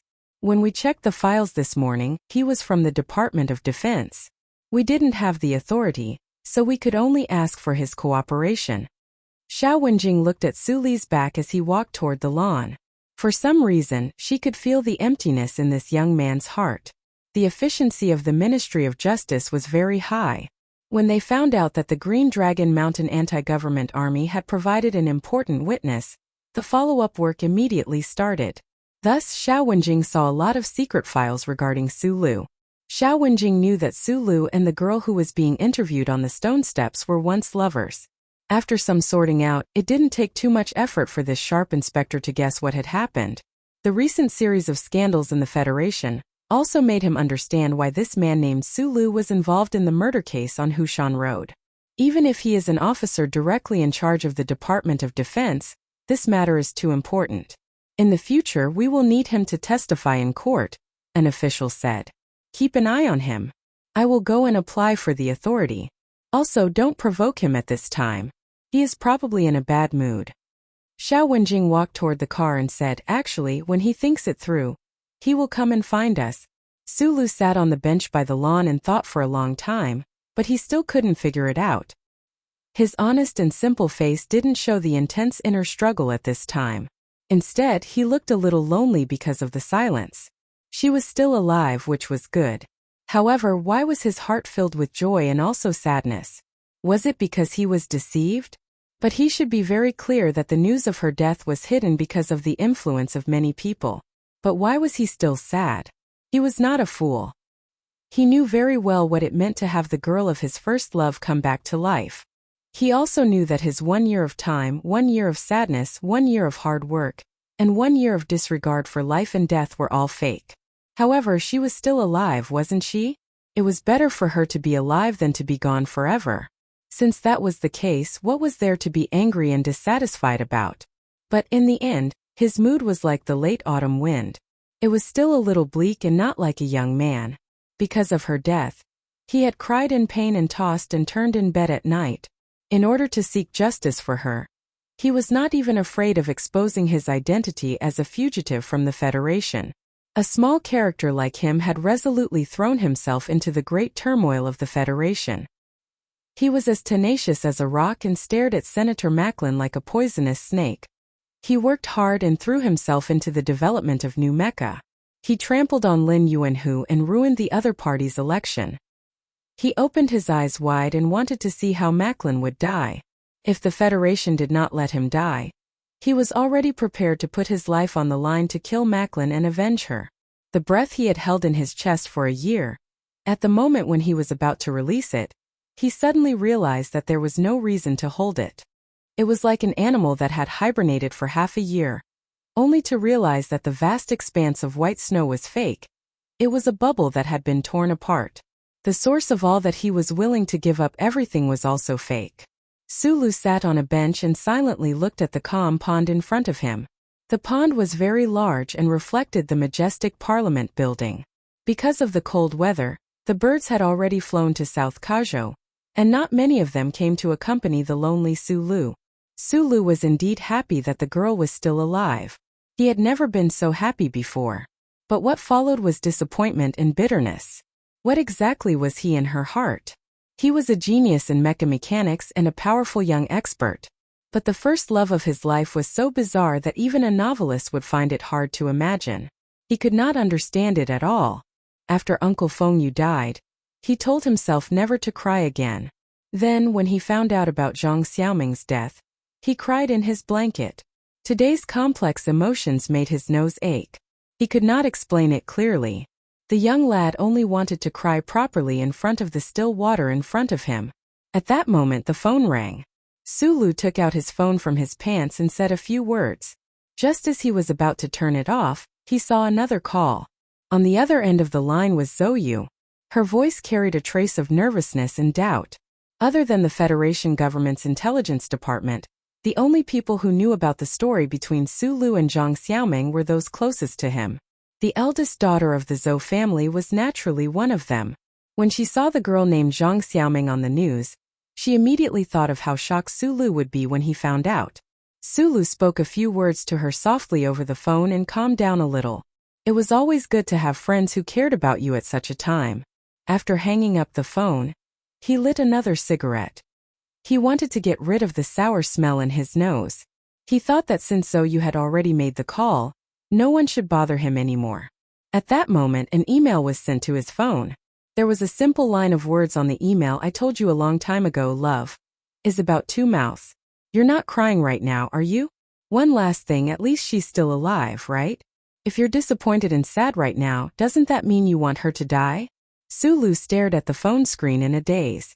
He didn't try to call back because he knew that the guy must have turned off his phone and thrown the card away in the shortest time possible, just like the previous few times. He smiled. Now that he was wanted by the Federation, he didn't hesitate to take the risk to persuade him. Mr. Sure was really a good guy. Sulu stubbed out the cigarette. He was about to pinch the cigarette with 2 fingers and look for a trash can like in the past, but after thinking about it, he threw it into the beautiful, quiet and birdless pond. Yes, it was better to be alive than dead. This was a good thing, but it would no longer be his problem in the future. He forced a gentle smile on his face, buttoned up the collar of his military uniform, and walked toward the bus stop outside the lawn. When he walked to the side of the street, a bus stopped at the license plate, and Bai Yulan walked out. This delicate man still had his head down, and his black hair fell in front of his forehead, swaying gently in the autumn wind. Bai Yulan noticed that Su Li's mood seemed a little strange today. The smile that came from his heart in the past seemed a little awkward. He didn't know the specific reason for this, so he silently followed beside him. The 2 men walked silently to the street. Suddenly, a few black bulletproof cars drove in front of them. There were police cars in front and behind, with sirens blaring to clear the road, protecting the important people in the cars. Bai Yulong glanced in that direction and said softly, "Even the people in the mountains have started to make a move. Senator Macklin probably won't be able to hold on this time." Su Li's eyes didn't move at all. He quietly looked at the colored bricks on the sidewalk in front of him and asked softly, "Just now, you said that the company has a mission? I remember that the 7th team hasn't had a mission for a year. The Security Advisory Department should be very clear that you guys are not suitable candidates to be bodyguards." Just as he was talking, the heavily guarded motorcade slowly drove across the street. In the back seat of the car in the middle, Zhang Xiaoming stared blankly at the man across the street through the bulletproof glass window. She was silent. In the barracks of the Special Operations Division of the 2nd Military Region in S2, a young officer named Yuan Zitai was staring blankly at the scene of the hearing on TV. He was silent for a long time. He blocked the gazes of most of his colleagues, but no one angrily expressed their opinions. This was because in just half a year, Officer Yuan Zitai had gained the respect and even awe of everyone with his bravery in battle and excellent military training. Although he had the recommendation of the 1st Military Academy, if he didn't show the corresponding ability on the battlefield, it was impossible for him to gain the trust of the army. According to his education, he was a 2nd lieutenant when he first joined the army. In just less than a year, he was promoted to captain. This was really a speed that made people envious.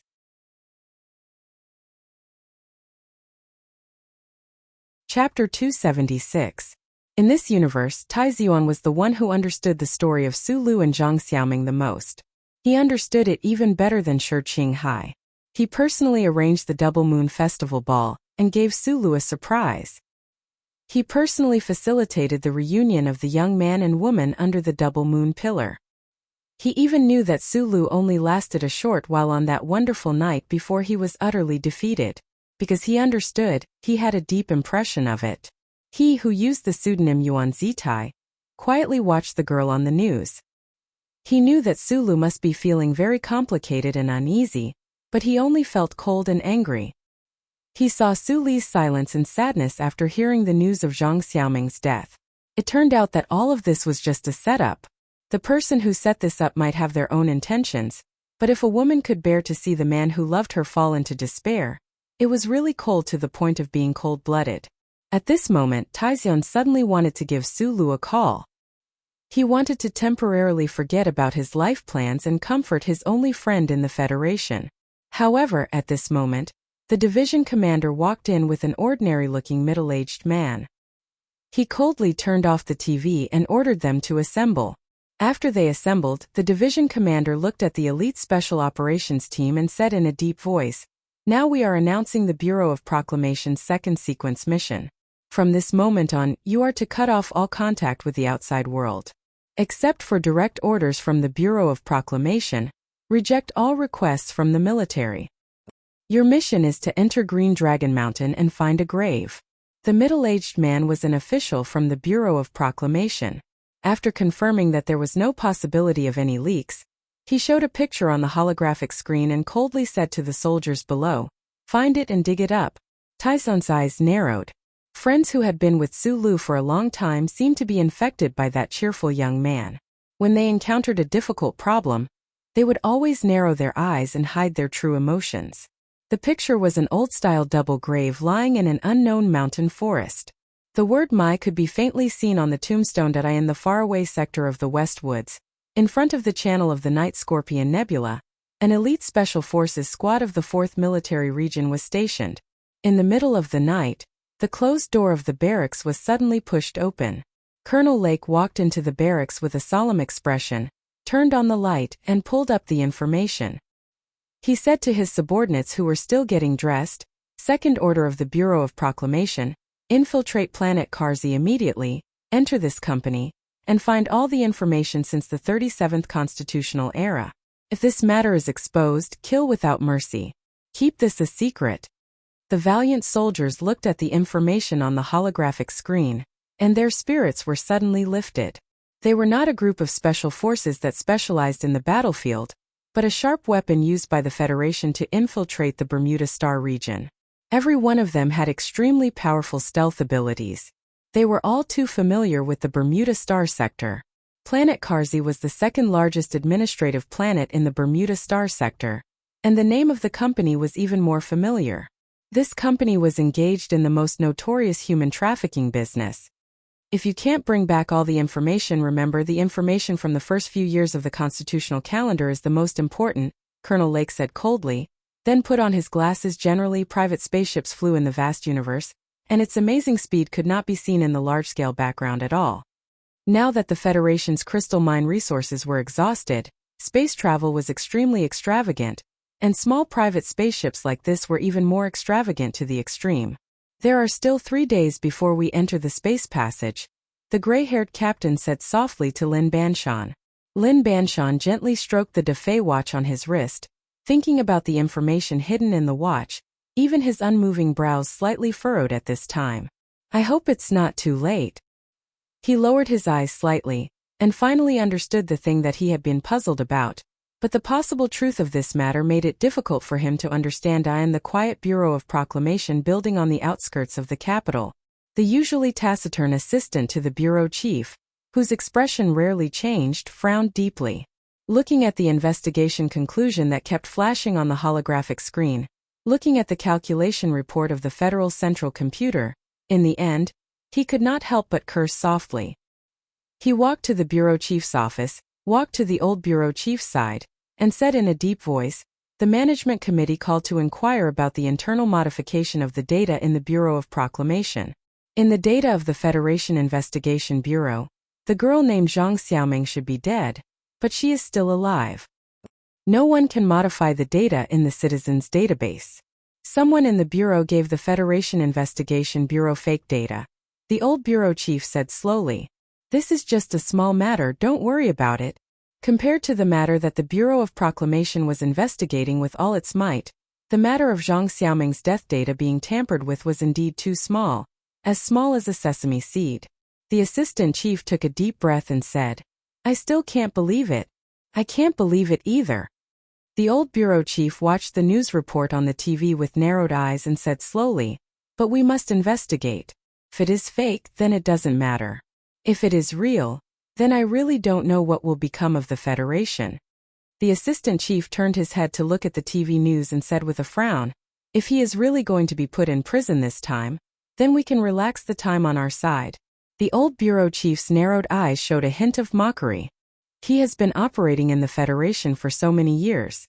Whether it is those ignorant and hot-blooded youths, or those families and politicians who think they are extremely shrewd, they have all become inept. The president or that madam will not stand by and watch the Federation society fall apart and become turbulent. As long as he takes a step back, the president and madam will not make things difficult for him. This is a proposition that has been proven in history. The vice president of the Federation is the legal speaker.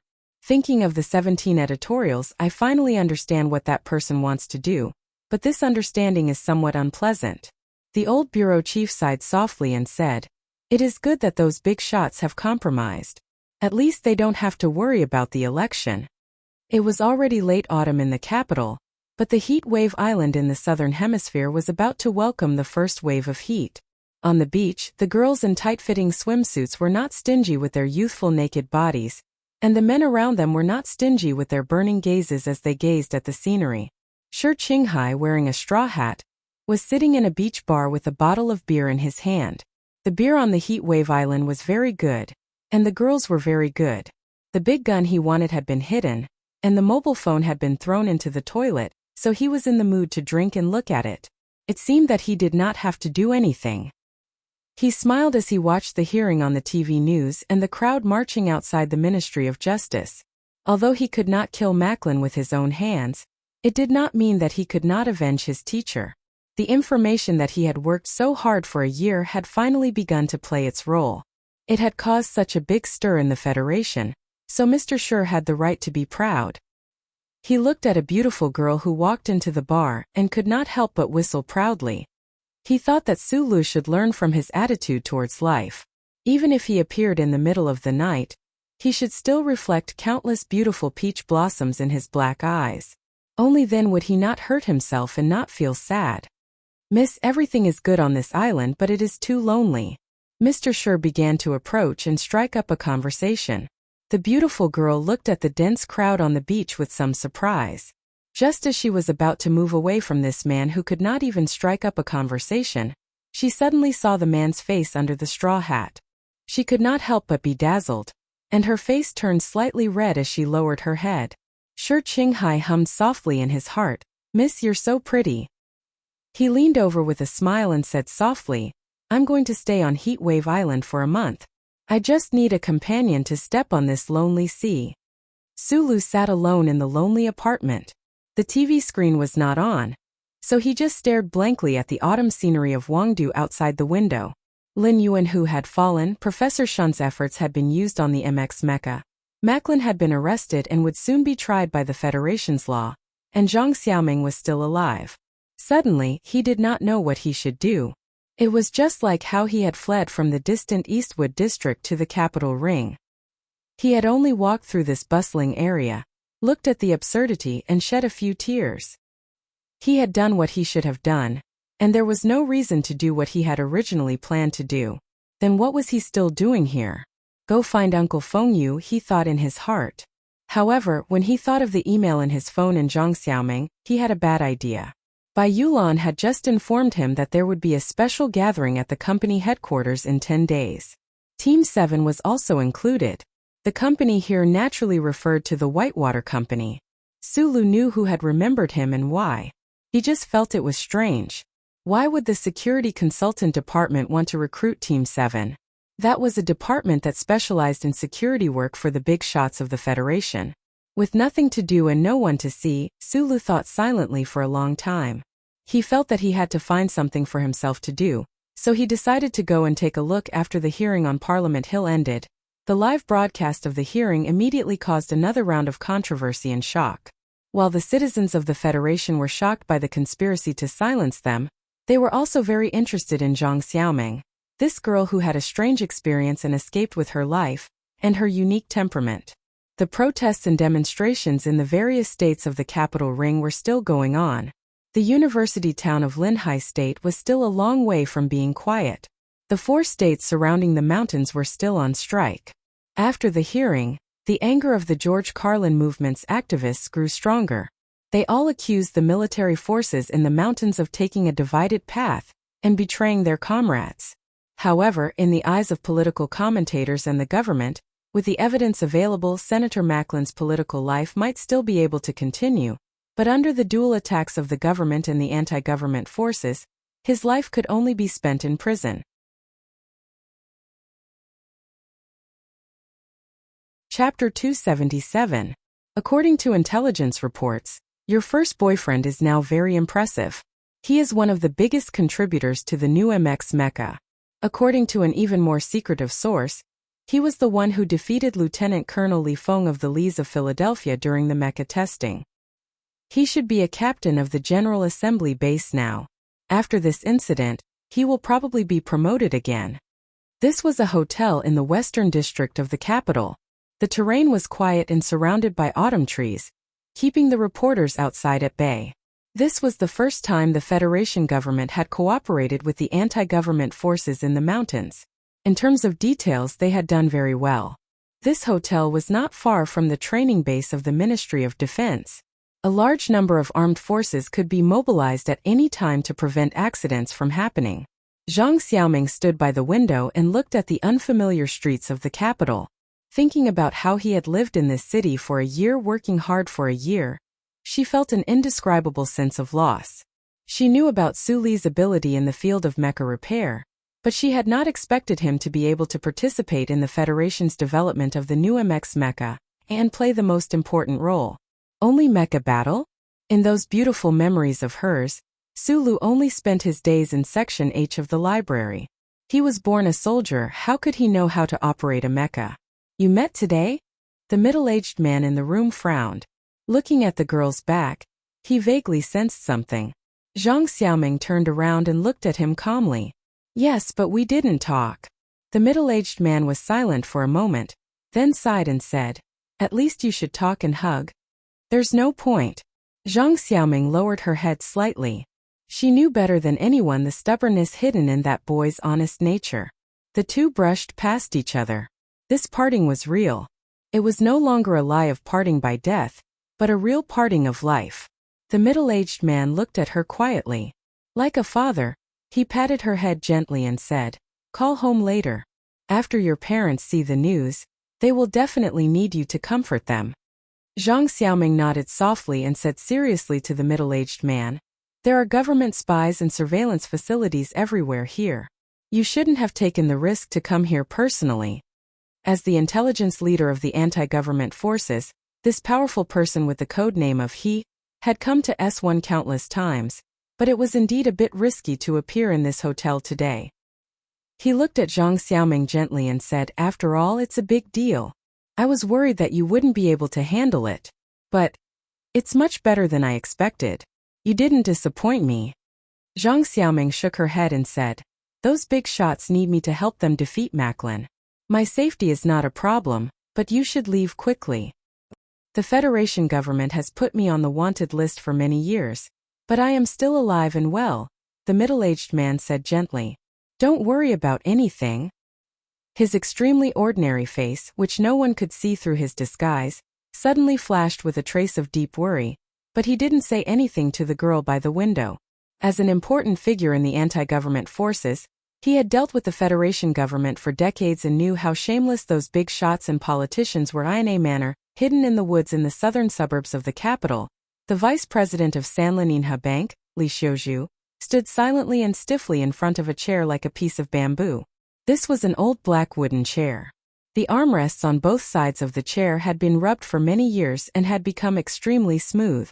After experiencing the baptism of time, this chair didn't show any signs of decay. Just like the old man in the chair. The old man sitting in the chair had a face full of wrinkles.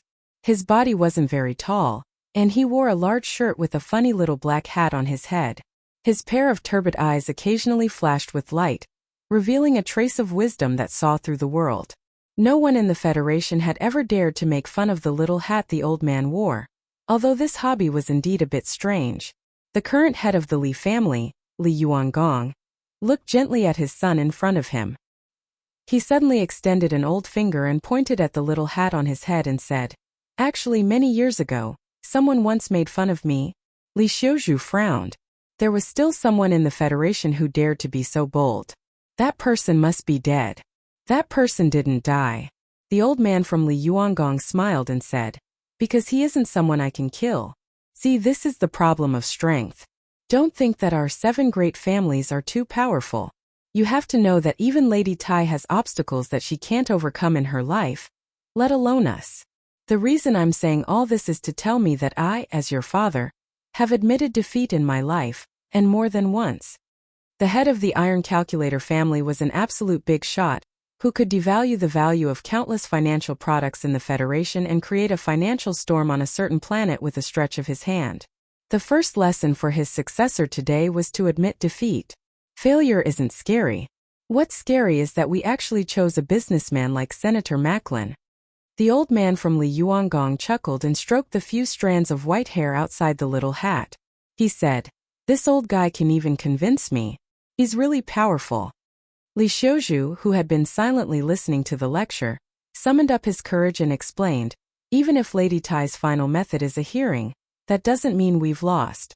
Those youths under Senator Macklin clearly have greater agitation ability than we thought. The 4 states around the mountains went on strike, and the university town suspended classes. I don't believe the government has the courage to truly continue the trial." The old man from Li Yuangong quietly listened to his son's explanation. He slowly sighed and said, "Idiot." These 2 words were very ordinary, but Li Xiuzhu felt a cold wind blow over, freezing the perfect heating facilities and the fireplace fire built for aesthetic purposes.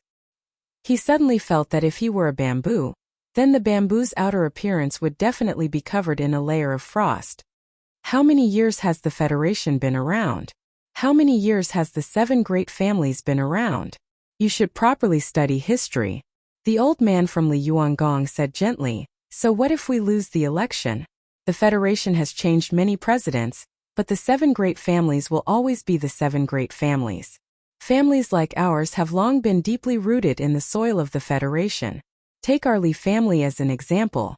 If our Li family collapses, then the Federation's finances will also collapse. But don't forget another very important point. The old man's tone suddenly became cold. If the Federation collapses, then our Li family will also collapse. So no matter what you do, you must remember not to endanger the fundamental interests of the Federation.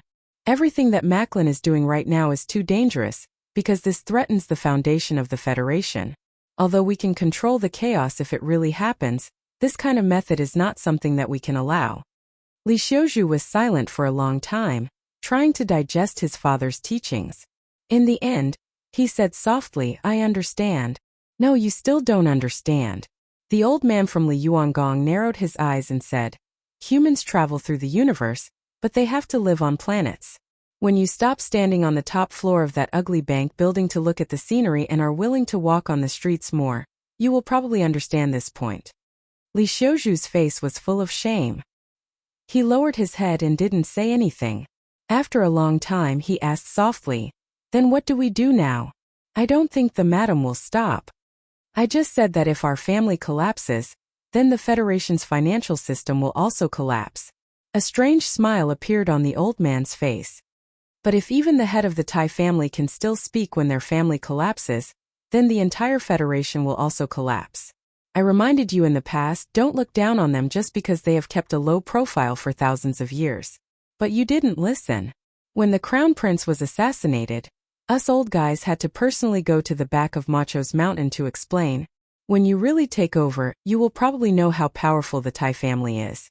However, the madam's side won't have bad feelings towards us because of this.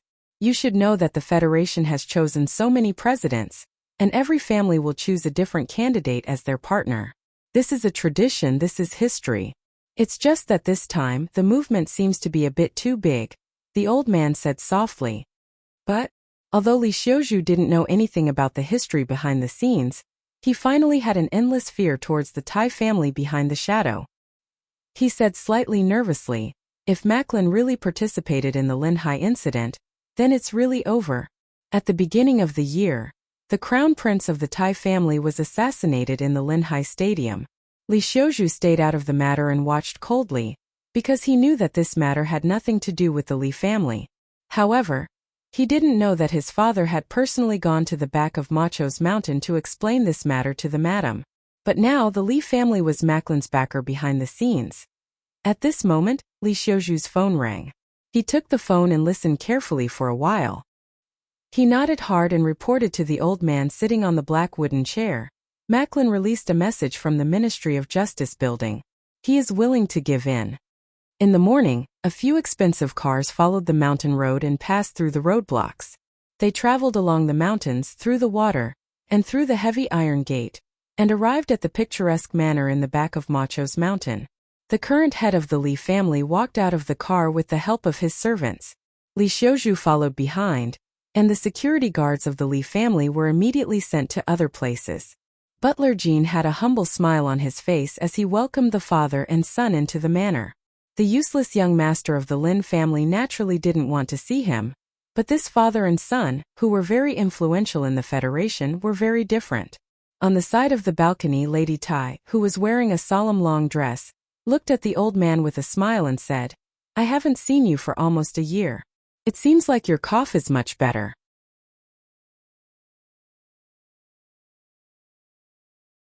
Chapter 278.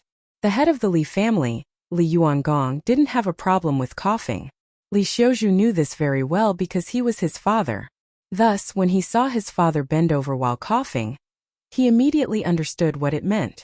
A wave of sour, numb, and angry feeling rushed from his heart to the top of his head and was about to burst out in an instant. One couldn't blame the heir of the Li family for having such a strong reaction. They were all part of the 7 great families of the Federation, enormous powers that had drifted along the long river of history for countless years. What kind of status did the head of the Li family have? Even in front of the president and speaker of the Federation, he didn't have to lower his head. Moreover, right now Li Yuangong was only facing a woman, even if she was the madam of the Tai family. However, Li Xiuzhu wasn't an idiot like Lin Dohai. Seeing his father lower his head with his own eyes, he could only gently clench his fists and breathe quickly a few times. During this process he actually maintained a calm expression. However, the anger and bitterness in his heart had long overflowed. He thought to himself that if he hadn't recklessly interfered with the presidential election and blamed the wrong person, how could his father have suffered such humiliation? On the side, Butler Jean acted as if he didn't notice the small movements of the Lee family's young master's hands. He looked down and politely invited him to the side hall to rest for a while. The conversation on the terrace only belonged to the heads of the two families. Li Xiuju's status wasn't high enough to participate in this conversation. The early morning sun was clear and bright. The cold wind of late autumn was blocked by the 4 continuous peaks of Macho Mountain. The warmth contained in Macho Lake rose along with the mist, raising the temperature on the terrace quite a bit. Back then, the royal family had designated this back mountain as a royal garden. There was naturally a reason for this. Lady Tai personally poured a cup of milk tea for Li Yuangong and said with a smile, "Why did you have to provoke him earlier? Children these days are all incredibly arrogant. If you provoke him too much, I'm afraid it won't be good." At this time, the old man of Li Yuangong seemed to have completely forgotten his previous coughing. He bowed and sat steadily in the chair. He replied gently, "It's just that he's a bit too arrogant. He has to be polished a bit. Also, every time I see the madam I have to bow. This is a rule that cannot be forgotten. It's been so many years. Who still cares about those rules?" Lady Tai said with a smile. "Besides, there's no need to do this in front of your son." After a few words of idle chatter, they got to the main topic. The two heads of the 7 great families had already handed over the specific matters to the next generation or their subordinates. Their daily lives were really similar to that of immortals. However, today's matter involved the entire Federation, so they had to be more cautious and direct. Medellin is awake. The head of the Li family looked at Lady Tai with a smile and said, "It seems that the old guy is not willing to play the role of a martyr whose name is recorded in history. I don't know what role this councilman wants to play." Lady Tai raised her cup of milk tea and took a sip. The two of them remained silent. Only the morning breeze gently blew on the terrace. A few layers of autumn clouds faintly moved in from the east, but it didn't look like it was going to rain. For important figures at the level of these two, there were many things that didn't need to be said clearly. For example, why Lady Tai was willing to let Medellin go. Councilman Medellin was involved in many matters of the Federation. If he really was brought to trial, not to mention that the Li family's interests would be severely damaged, just the prestige of that old man among the Federation's people was something that the Federation government and the 7 great families had to consider.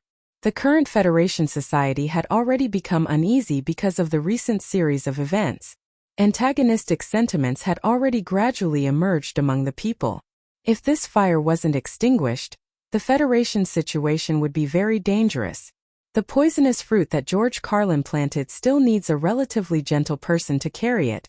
Lady Tai suddenly said softly, "Medellin is still a bit better than that Nanshui leader who only knows how to kill." Li Yuangong smiled slightly, not saying anything. The discontent in the Federation society was like nutrients. Right now, most of these discontent nutrients had been absorbed by Councilman Medellin. If Medellin really died, these nutrients would inevitably find a target again. Perhaps they would once again be directed towards those hard-working people in the mountains. At that time, if they wanted to suppress the anti-government army that was growing like weeds, the Federation government and these important figures related to the Federation would have to spend who knew how much money and effort. The Federation's old system had always needed and even welcomed people like Councilman Medellin. If it wasn't for this, how could those crafty councilmen and the 7 great families who watched everything from the shadows allow an outsider like Medellin, who had an anti-government army background, to participate in this political feast? In the past 10 years, the so-called nonviolent advocacy, the so-called legendary politician Councilman Medellin, was only a symbol that the Federation needed. Or perhaps it could be said that many powers were intentionally or unintentionally raising a little white rabbit. It was just that this little white rabbit had recently discovered that carrots were too delicious, and was actually a bit reluctant to leave. This violated a taboo. Even though the head of the Li family had previously praised this old fox's political wisdom in the depths of his heart countless times, he still believed that he could only be a little white rabbit. They didn't want to beat this little white rabbit to death. They only wanted him to be a little white rabbit again. What does he want? Lady Tai asked softly. Li Yuangong smiled and stated a few conditions. Lady Tai put down the Guna porcelain cup filled with milk tea, and calmly looked at the milk tea in the cup. Her hands were calmly placed on the hems of her long skirt, palms facing the sky, not moving at all. The morning wind on the terrace stopped. The clouds in the sky also stopped moving. The back of the mountain was clear and bright. After a long time, she raised her head and calmly said, "Okay. Thank you, madam," Li Yuangong said with a smile. Mr. President handled the matter of Dean Lin quite harshly. "This isn't good," Lady Tai said with a smile. "In the afternoon, I'll go persuade him." "Thank you for your hard work, madam." Li Yuangong lowered his head in respect. Lady Tai was also very satisfied with today's conversation. She eliminated the instability within the Federation Society, continued the path she had set in the past, perfectly won the presidential election, and obtained even more benefits. What else did she need? As for what she or he did, what kind of harm it would bring to certain people, what kind of ugly page it would write in the history of the Federation, they didn't care. This type of person would never appear in history. They had always been trying to control history, create history, and change history. Lady Tai's hands that often cooked weren't all that white and tender. She casually wiped them on her skirt, picked up the milk tea and took a sip. The back of her hand was facing the sky as she gently placed it on the table. She began to chat with Li Yuangong's elder. "Wherever you go, you always bring that black chair with you. I've always been very curious what's so good about that chair." "I'm old, I'm just nostalgic." "Madam, the chair here is very comfortable. Why would old bones bring it around? That chair has to be passed down. I really think that the Li family's old Seven is a good kid." Old Seven's performance this time was very good. His eyes are very sharp. Speaking of which, that little guy called Sulu is really not bad. The little guy doesn't know any better. He's a bit hot-tempered. When the fire dies down, I'll bring him out to meet an old friend. According to some news, the Empire's finances seem to be in trouble. Is that so? The Federation's preparations have to be faster. It seems that Macklin's luck is really good. At this moment, the rain began to fall even though the wind had yet to blow. It turned out that the layers of thick autumn clouds in the sky had already drifted over, sprinkling down patches of rain. It added a bit of melancholy to the autumn lake and the autumn mountain. A transparent glass panel had automatically extended from the top of the balcony, covering the entire balcony. The rain pattered against the glass panel, but it didn't affect the two big shots' casual conversation in the slightest point. 3 days later, Zhang Xiaoming looked worriedly at the autumn scenery of the capital outside the window. This continuous rain had lasted for 4 days, and she didn't know when it would end. The hearing on Parliament Hill was already on the 4th day. The cold and dreary autumn rain naturally couldn't stop the proceedings from progressing. However, from the beginning of the 3rd day of the hearing, she felt that the atmosphere was a bit strange. The members of Parliament Hill had remained silent at the beginning, but on the 3rd day of the hearing many members, including Member of Parliament Zion, began to throw out tricky questions, clearly showing that they didn't trust her testimony. She was no longer the naive girl who didn't know anything and only had passion and ideals. In the face of those tricky and even somewhat rude questions, she behaved very appropriately. She responded logically and methodically. In the face of the verbal attacks from the Federation members, she didn't retreat or panic at all. The federal television station was still broadcasting live. This lady from the anti-government army had won the admiration of a considerable portion of the federal citizens with her performance in the parliament. However, the sudden collective suspicion of the federal councillors made the citizens, who were already in a state of uncertainty and fear, begin to doubt whether this was a conspiracy again. They began to sympathize with Councillor Macklin again. Zhang Xiaoming wrinkled her nose and looked out the window. Only when there was no one around would she occasionally show her cute side of the past. Outside the window, the autumn clouds hung low, and the autumn rain fell like beads. She vaguely felt that some of the influential figures in the Federation had begun to move. However, didn't these people know that after the clouds and rain, there would be a bright blue sky in the end? At this moment, a waitress pushed the food cart in. Zhang Xiaoming was slightly startled. She turned around and put her right hand into her pocket. Other than having dinner with the officials of the Ministry of Justice, the various departments of the Federation government avoided contact with the representatives from Green Dragon Mountain.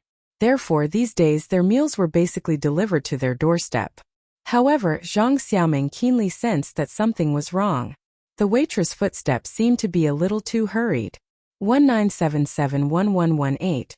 The waitress suddenly said a string of numbers.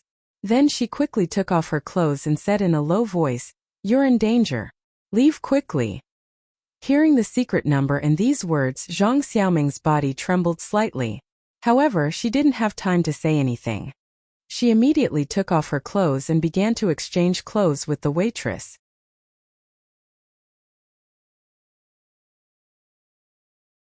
Chapter 279. The door to the dining room at the bottom floor of the hotel was gently pushed open. A waitress walked in with a dining cart. Her movements were very nimble, as if she had been doing this job for many years. Probably because of the hygiene requirements, the waitress wore a mask on her face and a hat on her head, covering most of her face. She didn't chat with her colleagues in the dining room. The waitress seemed to be a little sore. She waved to her colleagues and went straight into the lounge. Without stopping, she walked out of the lounge's side door and into the autumn rain. The autumn rain was cold. Zhang Xiaoming walked at a normal pace in the hotel's backyard. In a temporary shelter from the rain, she took off her work clothes and took out a change of clothes from a box. She also took out a piece of paper from under the clothes. The topographic map of the hotel and the exit route were drawn on the light yellow instant paper. She was very familiar with the hotel's layout. After re-examining the route and confirming that there were no problems, she stuffed the paper into her mouth and quickly swallowed it. It was a woman's trench coat with a hood. She flipped the hood over to block the cold raindrops and covered her face again. Walking along the stone path in the hotel's backyard, she soon felt that something was wrong. At this time the backyard was deserted. Not many people would walk in the rain. Her figure was particularly eye-catching. A few people were walking toward her. Zhang Xiaoming didn't lower her head. Using the shadow of the hat as cover, she walked over with her head held high. Further away was the entrance guard. A few police officers were wearing raincoats, chatting about something in boredom. The Ministry of Justice had made a lot of preparations for this key witness of the hearing. The Federation Bureau of Investigation and the Police Bureau were also cooperating. Around the entire hotel, there were countless layers of checks and surveillance lines. On the contrary, to respect the dignity of the anti-government forces, the security on the upper floors was much more lax. The main task of these police officers was to ensure her safety and prevent the fanatical followers of Senator Macklin or the possible assassins from getting close to her. However, if she wanted to leave now, these people would become a problem. Zhang Xiaoming lowered her head slightly and looked at the police. She touched the fake ID and the little item in her pocket, took a deep breath and walked over. Compared to the police here, the soldiers and the Federation's electronic network at the other exits were more troublesome. When they were about to reach the exit of the backyard, the few police officers in raincoats didn't show any special behavior. However, at this moment, several military vehicles painted in dark colors quickly drove over, stirring up the rain along the way. They braked violently and stopped at the entrance of the backyard. A group of armed soldiers rushed down from the military vehicle and quickly showed their authority to take over the defense at the back door. The rest of the soldiers entered the back garden. The moment the military vehicle entered her line of sight, Zhang Xiaoming understood what was happening. Her footsteps did not slow down at all. She followed a small path by the back door and disappeared into the rain. A minute and a half later, she arrived at another exit before the Federation's deployment.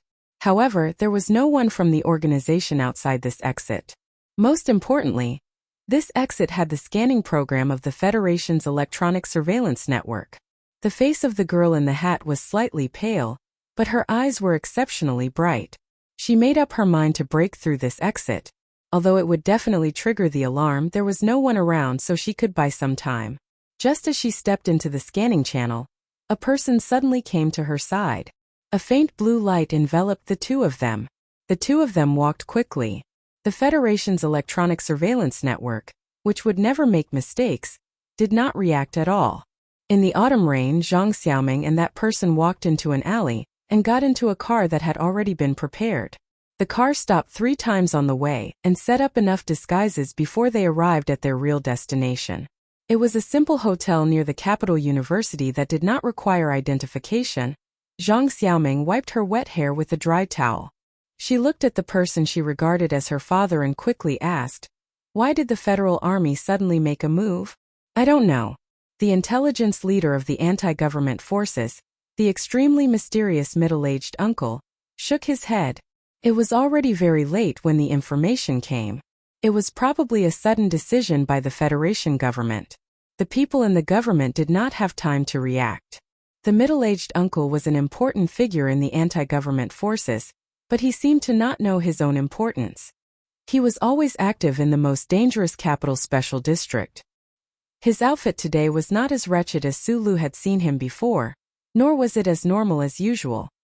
He wore a pair of glasses and looked like a middle-aged lecturer commonly seen in the capital university. Zhang Xiaoming took out a small tool from her short windbreaker and placed it on the table. It was a cleverly designed stun baton. Within a range of 3 meters, it was more effective than a handgun. She did not ask the middle-aged uncle what the small device that emitted a faint blue light was, but she could guess. The Federation government had not been able to arrest him for so many years.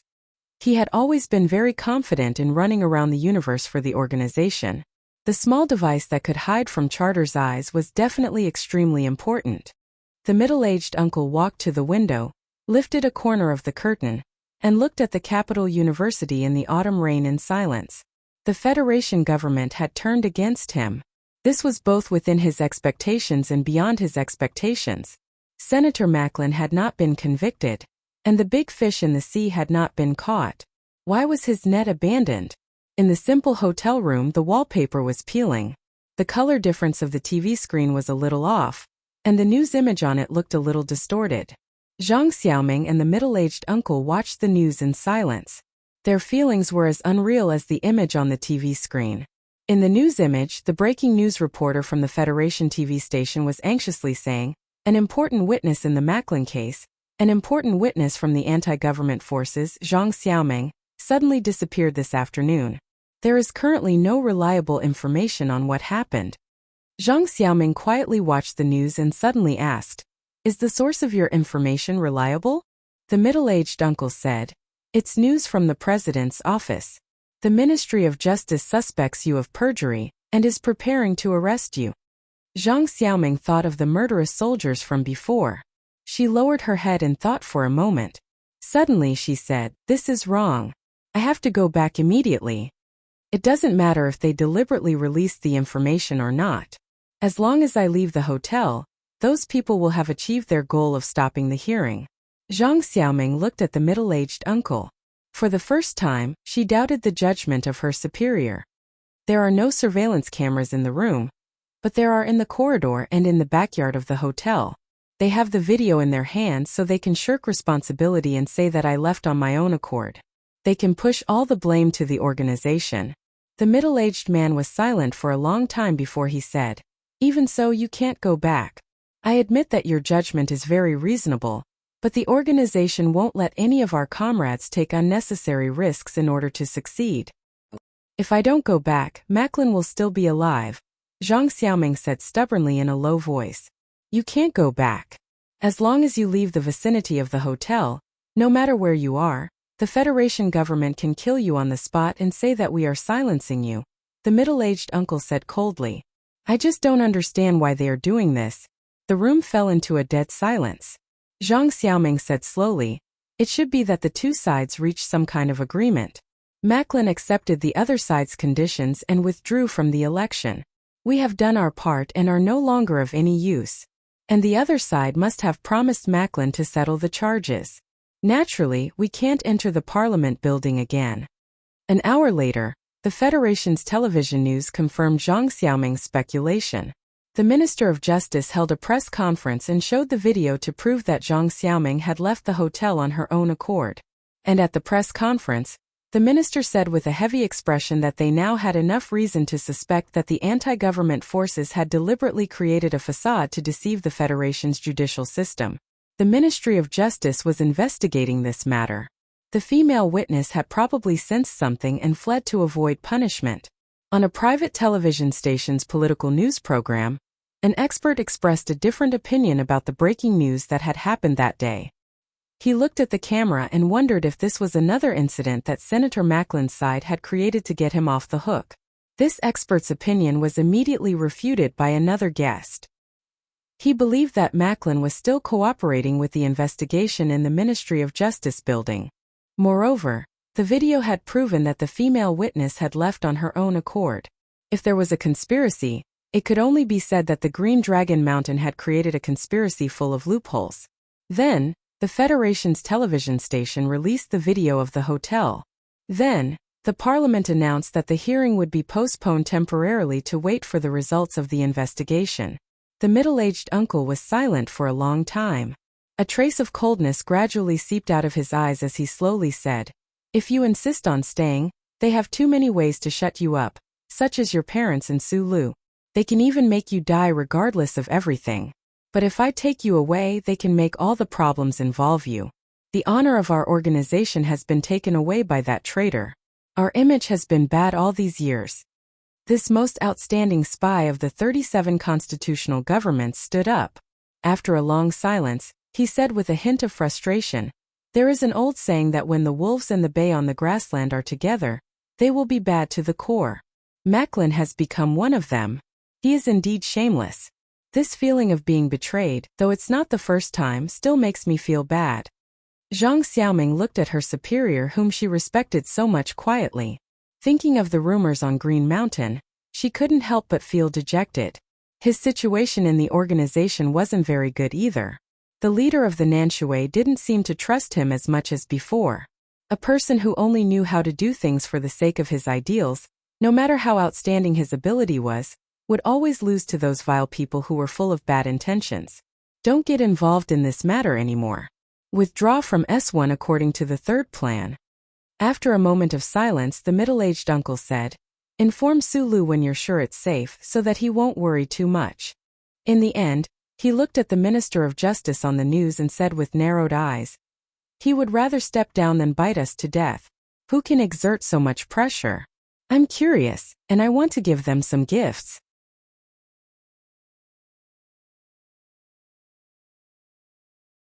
Chapter 280. Sulu retracted his gaze from the phone screen. The email was signed off with a familiar asterisk. A few days ago he had received a similar email. The sender of the email had said, "I'm not dead," and asked him not to avenge me. The meaning of the email today was similar. It basically said that nothing bad had happened to him, and asked him not to worry.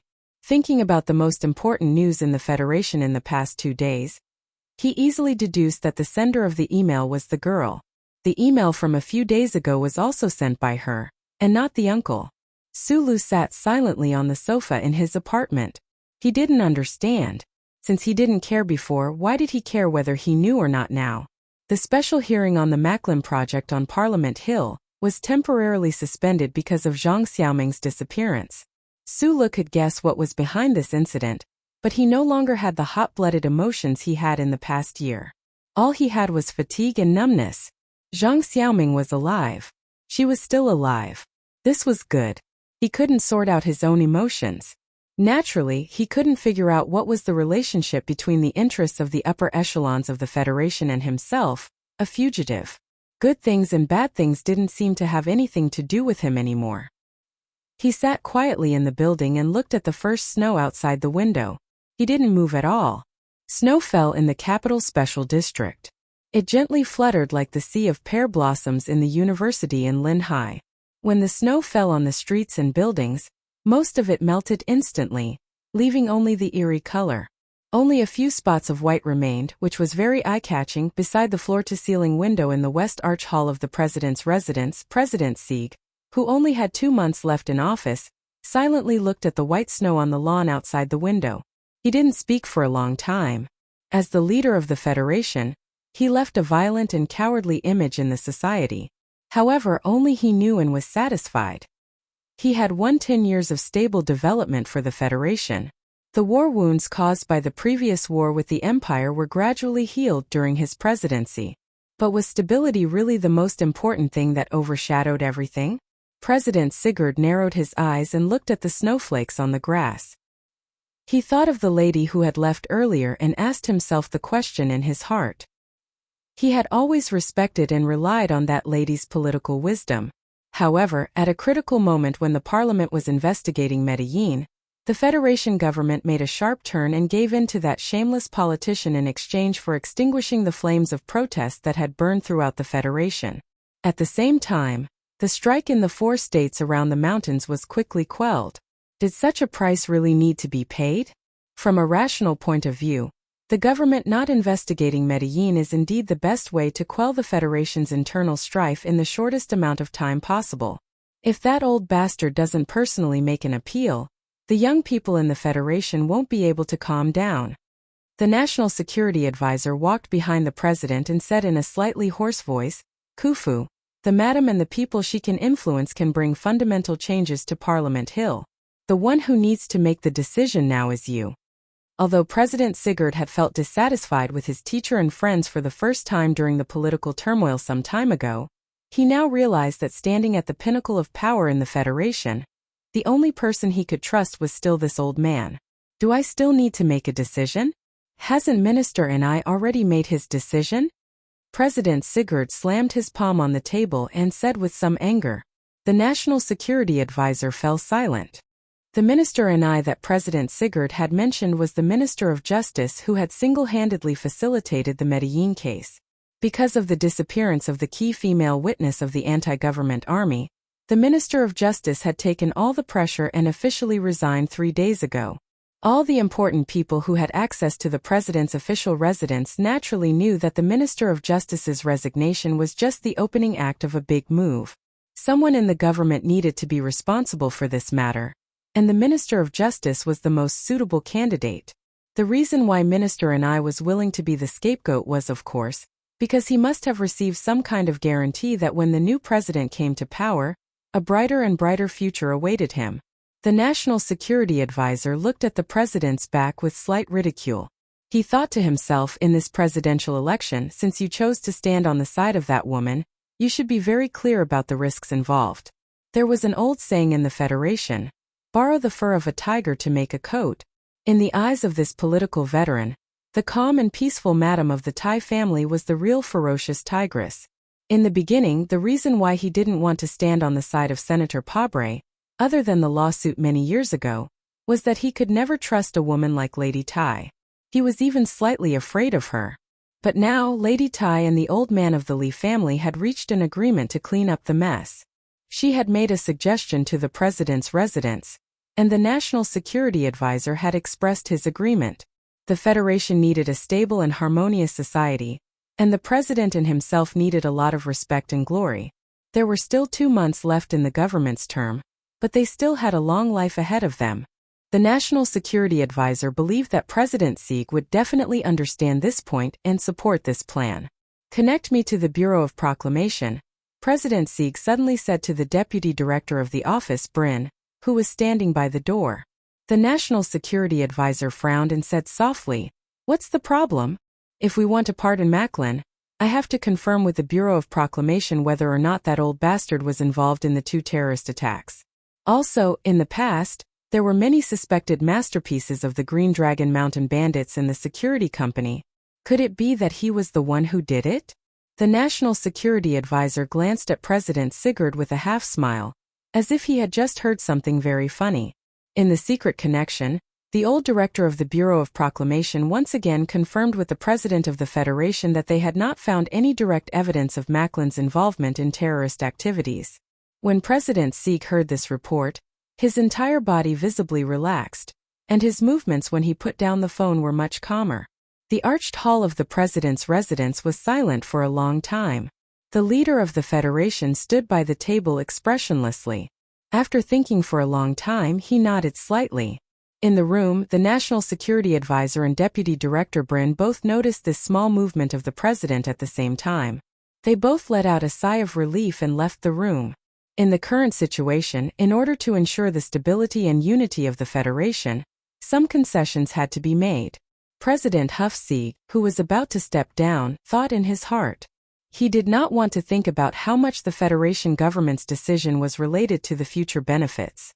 Dozens of kilometers away from the president's residence, at the end of the one-way street, the building of the Bureau of Proclamation was covered in fluttering snow. The old director looked out of the window with eyes full of worry. Yes, until today, the Bureau of Proclamation still had not found any direct evidence that could be used against Macklin. Those people and the information had not come back. And today the Federation and the President did not seem to want to hear the word, but they were eager to end the chaotic situation in front of them and let the Federation return to the happy world of singing and dancing. There had been many similar drama scenes in history. Betrayal, compromise, and division. In a second, comrades became enemies, and enemies became partners. In front of the dark curtain, the people were comforted, and the society was no longer turbulent.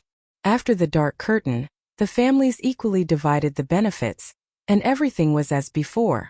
However, would the Federation be able to repeat such a boring cycle of fate this time? It had been snowing for several days. No matter how easy it was to melt, it had accumulated into a vast expanse of white. The departure of autumn in the capital's special district was actually this hurried, and the arrival of winter caught many people a little unprepared. On the streets, pedestrians could often be seen rubbing their hands as they walked quickly. Bai Yulan in the driver's seat easily turned the steering wheel and avoided a middle-aged man in front of her. It was rare for him to drive a black car twice, and he had long fallen in love with this kind of steady and smooth driving feeling. Sometimes he even wondered how deep the background of this little boss, Sulu, was.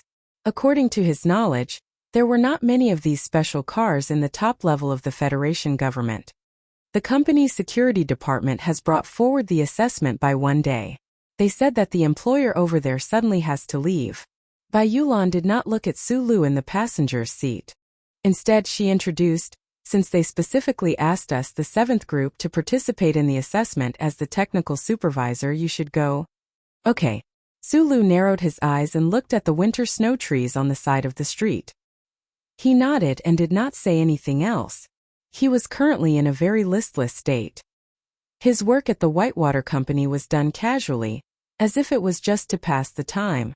As one of the 3 largest security companies in the Federation, Whitewater's daily work naturally included security planning, which was what most people would call a bodyguard.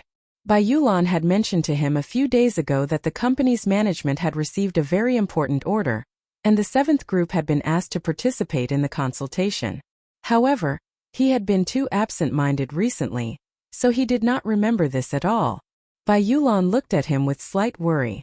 In this delicate man's eyes, Sulu was his boss, his financial backer, and the person he had to risk his life for. He was never worried about the danger of risking his life for money. He was only concerned about his financial backer's mental state. Obviously, after returning from the old moon base, Sulu, who should have been in high spirits, suddenly became much more depressed. The underground thermal protection system had been activated, and the snow on the street had already melted into a trickle and flowed into the sewer. The black car drove along the wet road in the direction of Charter Square. It happened to pass by the Ministry of Justice building. Sulu suddenly turned his head and stared at the crowd outside the Justice Department building. He narrowed his eyes and stared at the protesters who resisted the cold and refused to retreat. He realized that something seemed to be happening there. "Stop the car," he said softly. "I want to take a look."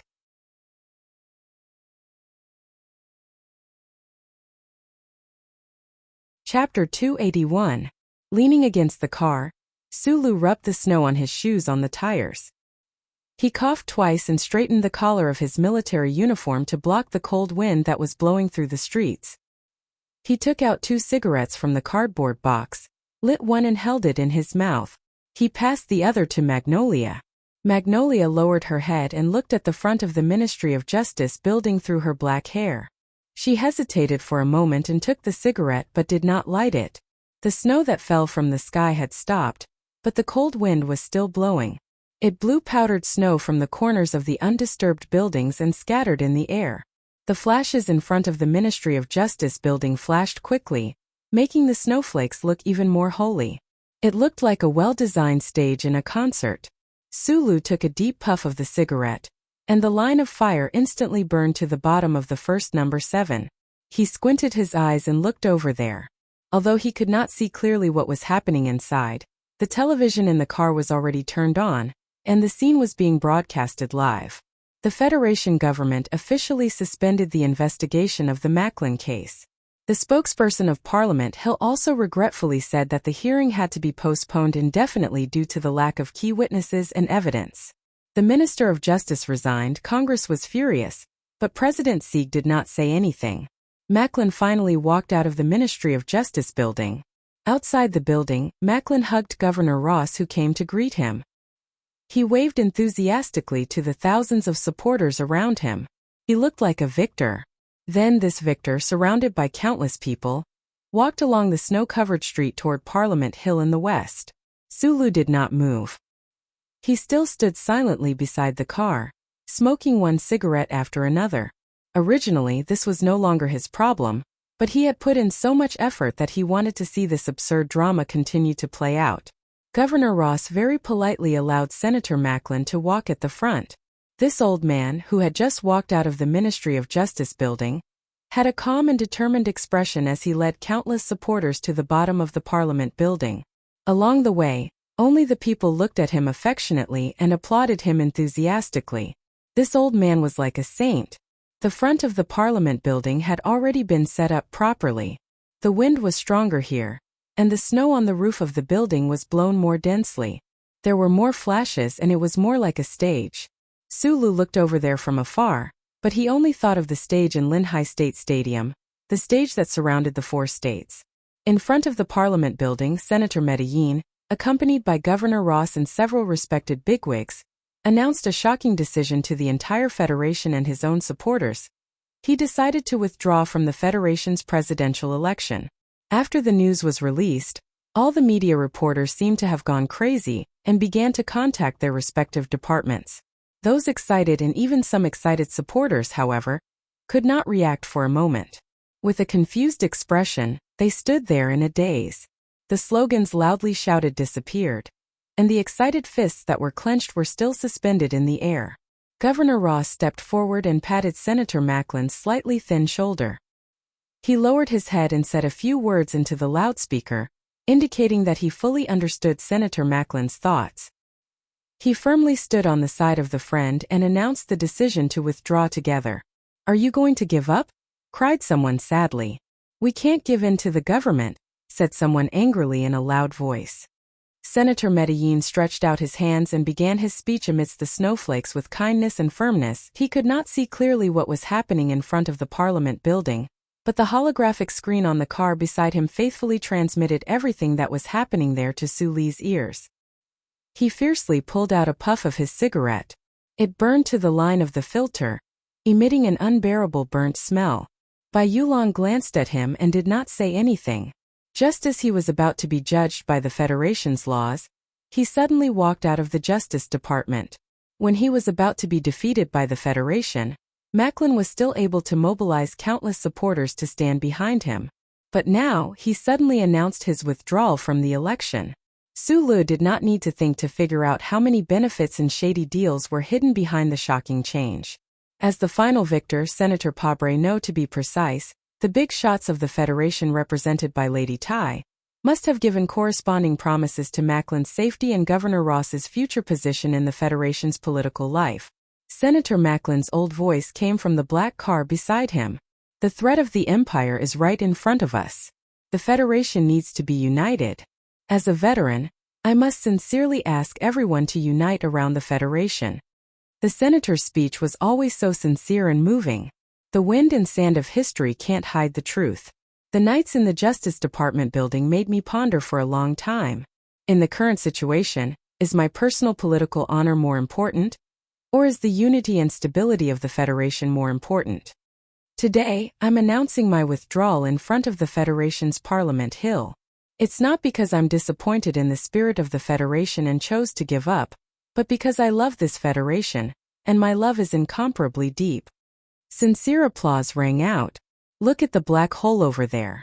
It's a bunch of disgusting people." Sulu lit another cigarette and tried to maintain a calm appearance, but his slightly hoarse voice revealed some of his true emotions. "When I was reading in the library of Hushi State, I discovered that there was no such thing as patriotism a few decades ago. With the invasion of the empire, people remembered to love their country. Everyone loved the Federation, but now, the name of patriotism has become the last refuge of villains. Sulu wanted to hear the voice of the old man in front of the Parliament Hill again. Although he knew that there was too much darkness in the Federation since he was young, he really did not expect that in a place like the Capitol Ring, the dark things could be covered with such a bright and beautiful coat, and then flaunt and swindle in the pure white snow. Turning off the car TV, the black car drove silently on the road to the left of the Parliament building. It only took a few minutes for it to arrive at Charter Square. In the center of Charter Square, the statues of the five-person team stood tall. There was a thin layer of snow on the heads and shoulders of these predecessors. The imitation bronze material in the snow gave a sense of vicissitudes. In front of this group of giant statues, there was a clumsy ancient clock. According to the early teaching materials of the Federation, this ancient clock represented the constant call of mankind to the universe. Countless years ago, when human society first appeared in Upper Forest, this ancient clock was placed here. Until today, no one knew how many years it had been maintained, but the sound of the clock had never stopped. It rang from time to time according to the date set by the Federation, peaceful and eternal. Sulu was an orphan of Donglin, and he came from Zhonglo Street. Looking at the quiet ancient clock through the drizzling window, he naturally thought of the joke about the 4th Military Region. That sentence was very familiar to the people of Donglin. Lonelier than fireworks, that warship that crashed on the surface of Donglin, and that unusually sturdy clock. It was said that when the 4th Military Region opened up Donglin, they carried a replica of this ancient clock in Charter Square. This year's election was really unexpected, Bai Yulan said while driving. She did not look at Su Li's expression from the corner of her eyes, but this sentence was obviously testing something. It has nothing to do with me. I'm just a nobody. Sulu was still looking at the square outside the window, and casually replied. Bai Yulan did not think that Sulu was a nobody. She believed that there were not many people in the Federation who still thought so, especially when the news in front of Capitol Hill made Sulu reveal some of his emotions. She vaguely caught something. The wild birds in the square that were usually proud and free, and even dared to defecate on the heads of the statues of the group of five, had long flown to South Kajo or even further south due to the cold weather. As the car drove past, only the fattened pigeons on the lawn were still eating. The people of the capital were not stingy with this little bit of food to show their love, but Sulu looked at the pigeons that refused to fly away and did not have a good impression of them. This was probably the portrayal of the Federation society. Only those who could not or did not want to fly could stay, and those who dared to defecate on the heads of big figures could only leave. I'm actually a wild animal that wants to defecate on the heads of big figures, Sulu thought in his heart and sighed softly. Due to the delay on the road, it was already late when they arrived at the outskirts of the Whitewater Company. However, under the personal guidance of the CEO's assistant, Sulu and Bai Yulan walked directly into the audit room. This was the business of the Security Decision-Making Department. Although the 7th Combat Team was nominally under this department, everyone in the Whitewater Company knew that the 7th Combat Team was involved in top-secret dangerous business. Sulu understood why the 7th Combat Team was chosen as bodyguards. It was not until he saw the middle-aged woman called Sister Tong that he understood something. When he thought of the purple-haired little girl behind Sister Tong, he did not know why, but his feelings of helplessness and worry over the past few days suddenly became a lot better. During the private conversation that followed, Sulu said to Sister Tong very seriously, "If your intention of choosing the security team is mainly because of me, then I have to tell you very sincerely that I don't know how long I will be staying in the Capitol Ring. Perhaps I will leave in 2 days. I won't hide it at all. You should know very well what happened to Miss in the past year. Although I believe that we have the ability to guarantee Miss's safety, Miss herself is very resistant to certain arrangements." Sister Tong did not explain what those arrangements were. She directly said to Sulu, "Miss trusts your ability," which is why she agreed to the plan of the Whitewater Company's security planning department. "But I might leave immediately." Sulu lowered his head and thought of the scene in front of Parliament Hill. After a moment of silence he said, "Maybe I have to do something, but no matter what decision I make, I won't be able to stay for long. This is a long-term cooperation unless you don't come back. Sister Tong looked at him calmly. From the assassination last year to the inside story, she had absolute confidence in the strength of this young man in front of her. It was indeed a good decision to entrust Mrs. Safety to him. I really might not come back. Sulu looked up and said with a smile, Miss wants me to remind you that you once said that you owe her a life, Sister Tong said.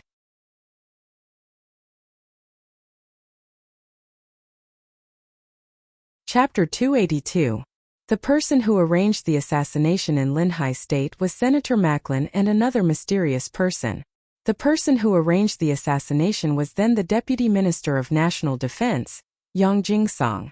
The specific execution was carried out by a dozen young officers from the 2nd Military Region and a special operations team from a certain S1 garrison. The target was the Thai family who supported Senator Pabre. However, in this incident the person who played the biggest role was Sulu. In the end, the person who rescued Sulu from the pool of blood and sent him to the Military General Hospital was the national idol of the Federation, Jian Shuier. Sulu had always remembered this incident in his heart. He stubbornly believed that he owed Jian Shuier his life, so when Sister Tong said this, he was speechless. After thinking for a long time, he helplessly shook his head and said, It depends on the situation. At most it will take 10 days. I will let you know when I make a decision. Sister Tong was a female soldier herself. She was straightforward and didn't say anything else. After leaving each other's contact information, she left with the company of the Whitewater Company's president. Sulu stood in the corridor and watched the expression of the president and Sister Tong as they talked. He confirmed that these two people were old acquaintances and couldn't help but have a trace of doubt about Jian Shuier's identity. An idol of the Federation without parents. No matter how fanatically loved by the people, it was impossible for her to have a soldier like Sister Tong as her personal assistant. Sulu narrowed his eyes. He thought about some of the information that Tai Ziyuan had once revealed. He also remembered that he had vaguely guessed something, but he had long forgotten in this chaotic year. What exactly was the background of Jian Shuier? Today, although Suli's contributions in the past year had been suppressed by certain parties, and even the Shell Motor Company's headquarters had been forced to postpone the commendation for him. However, this matter couldn't be hidden from everyone. He was different from the pitiful technical director, who was sent from the research institute to the Whitewater Company. Although he still didn't have a job, his status in the eyes of many people was much more important. He had nothing to do, and the officials of the Whitewater Company would not force him to come to work by the clock every day. He was not in a hurry to go home as he had nothing urgent to do. After sitting in the passenger seat for a while, he asked Bai Yulan to drive him to the western suburbs of the capital. The black car stopped outside the courtyard without a door plate. The mid-autumn tree in the courtyard was so tall that it pierced through the snowy sky, bringing with it a trace of eerie aura. Bai Yulan knew that this was the western suburb compound of the federal military, so she didn't follow him in. She stood beside the car and silently smoked the cigarette that had been there for a long time. She lowered her head and glanced at the fully armed guards at the entrance of the compound. She thought to herself that the little boss backer was indeed that Deputy Minister Zhou. Sulu made a phone call at the security office. Not long after, an orderly came to lead him in. He walked along the field and the wide and straight road. After walking for a short distance in the direction of the hills in the western suburbs of the capital, he arrived in front of several independent courtyards.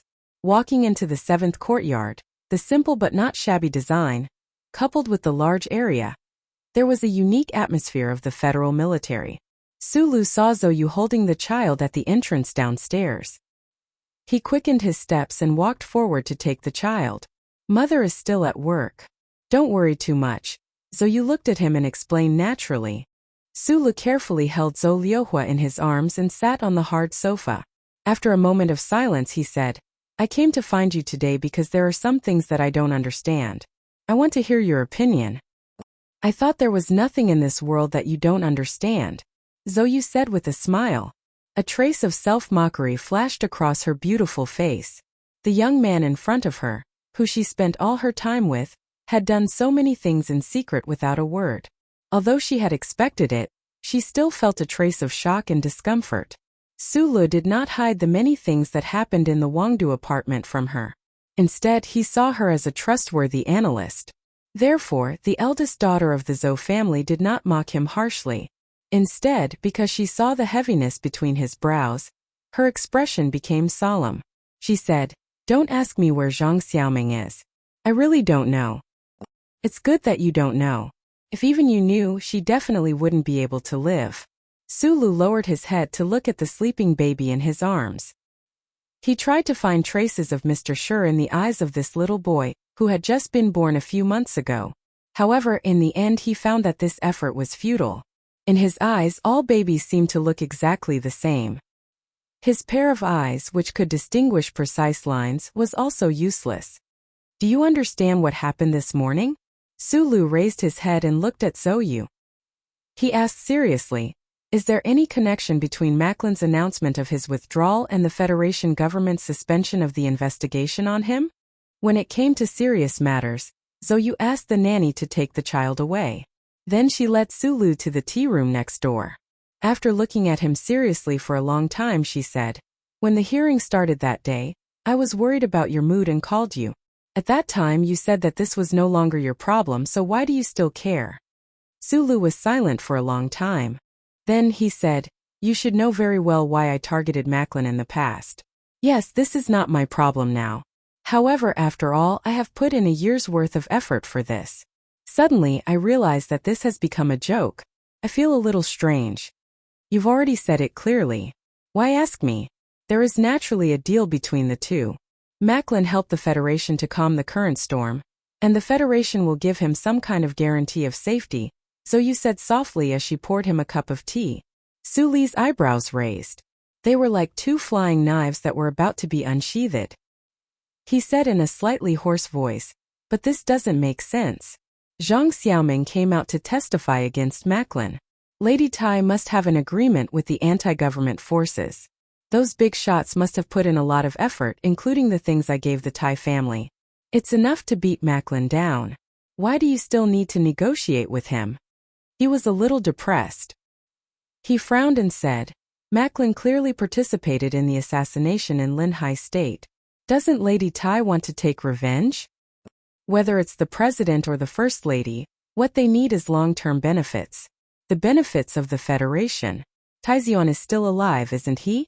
Zhou said with her eyes lowered. "Long-term benefits? Then what about the people who died in Linhai State Stadium, the security personnel, and the innocent spectators who died in the 4 states? Don't tell me that the Federation's laws are not to protect their benefits? Last time, after you came out of the district attorney's office, you said some things to me. I thought you saw through these things. Seeing through is one thing, but I didn't think that those people in the government would do things so openly and without hiding anything." Suli's eyes, which were always squinting, widened. It was unknown whether he was looking at Zhou or something else. "I know that you can do whatever you want, but I really can't believe that Lady Tai would make such an unwise decision. There's no such thing as wise or unwise. The main thing is that Macklin has enough public opinion to shake the Federation's foundation. And if the Federation government continues to investigate like this, who will protect the interests of the Li family and the Lin family?" Zhou organized her words in her mind and continued, "At such a critical moment, the interests of the 7 families will naturally be tied together. Even the government won't be willing to mess with them. Macklin has withdrawn from the election and Pabre has been elected. Madame has already gotten what she wanted. She doesn't care whether Macklin will go to jail or not. This matter seems to be a simple matter, but in reality, countless people have been walking around the president's official residence, the back of the mountain, and the parliament building in the capital these past few nights. They have been running around shouting for this compromise, because there are too many people in the Federation who don't want to see chaos happen, and they don't want to see Macklin be found guilty of any crimes." Zhou glanced at him and said, "Madame stands in a different position from us, and the things she considers are also different. It's not just the current presidential election, but also the long-term stability of the Federation for the next few decades. That's what she's most concerned about. From the moment she started the Macklin project and ended it so quickly, the case itself was never important. Instead, she used it as a bargaining chip to see how many benefits she could get in exchange for the situation she wants to see." Sulu lowered his head for a moment and said, "So it's just a bargaining chip." Zhou continued, "The Minister of Justice has to resign, but he will definitely have a very good future. Mr. Zion in the parliament is probably someone Madam can influence. Macklin is a smart man, so even though he knew that Madam could beat him down to the ground, he continued to stand strong. Only in this way was Madam forced to stop in the end. What did Madam lose? She didn't do anything, but she helped Senator Parble win the presidency without shedding any blood. Macklin lost the opportunity to enter the core of the Federation's political circle, but he successfully survived. President Sieg stopped the investigation.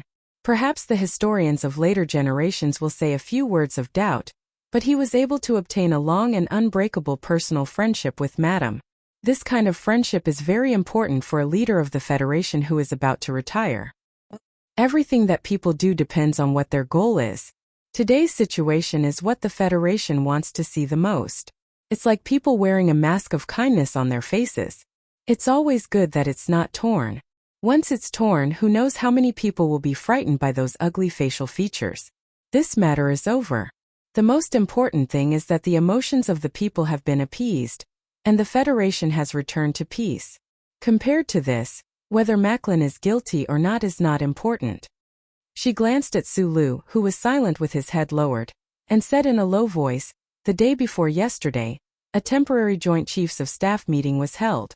Of course, I didn't see the minutes, but I know from Brother Jiao that several big shots in the military support the President's decision, except for Commander Zhong of the 4th Military Region who cursed a few words." Hearing this, Sulu suddenly had a very good impression of Commander Zhong in the distant West Woods, who was also Little Watermelon's father. He asked, "What about Minister Zhou? My father has never spoken on such occasions, and everyone knows that he will be the Minister of Defense after Senator Pabre takes office. His position is a bit awkward." And on the Parliament Hill, although Senator Zion's change of heart was influenced by Madam, more than 100 senators collectively agreed to stop the hearing. I even dare to say that the lobbying groups of the 7 major families and the big companies in Hong Kong must have put in a lot of effort.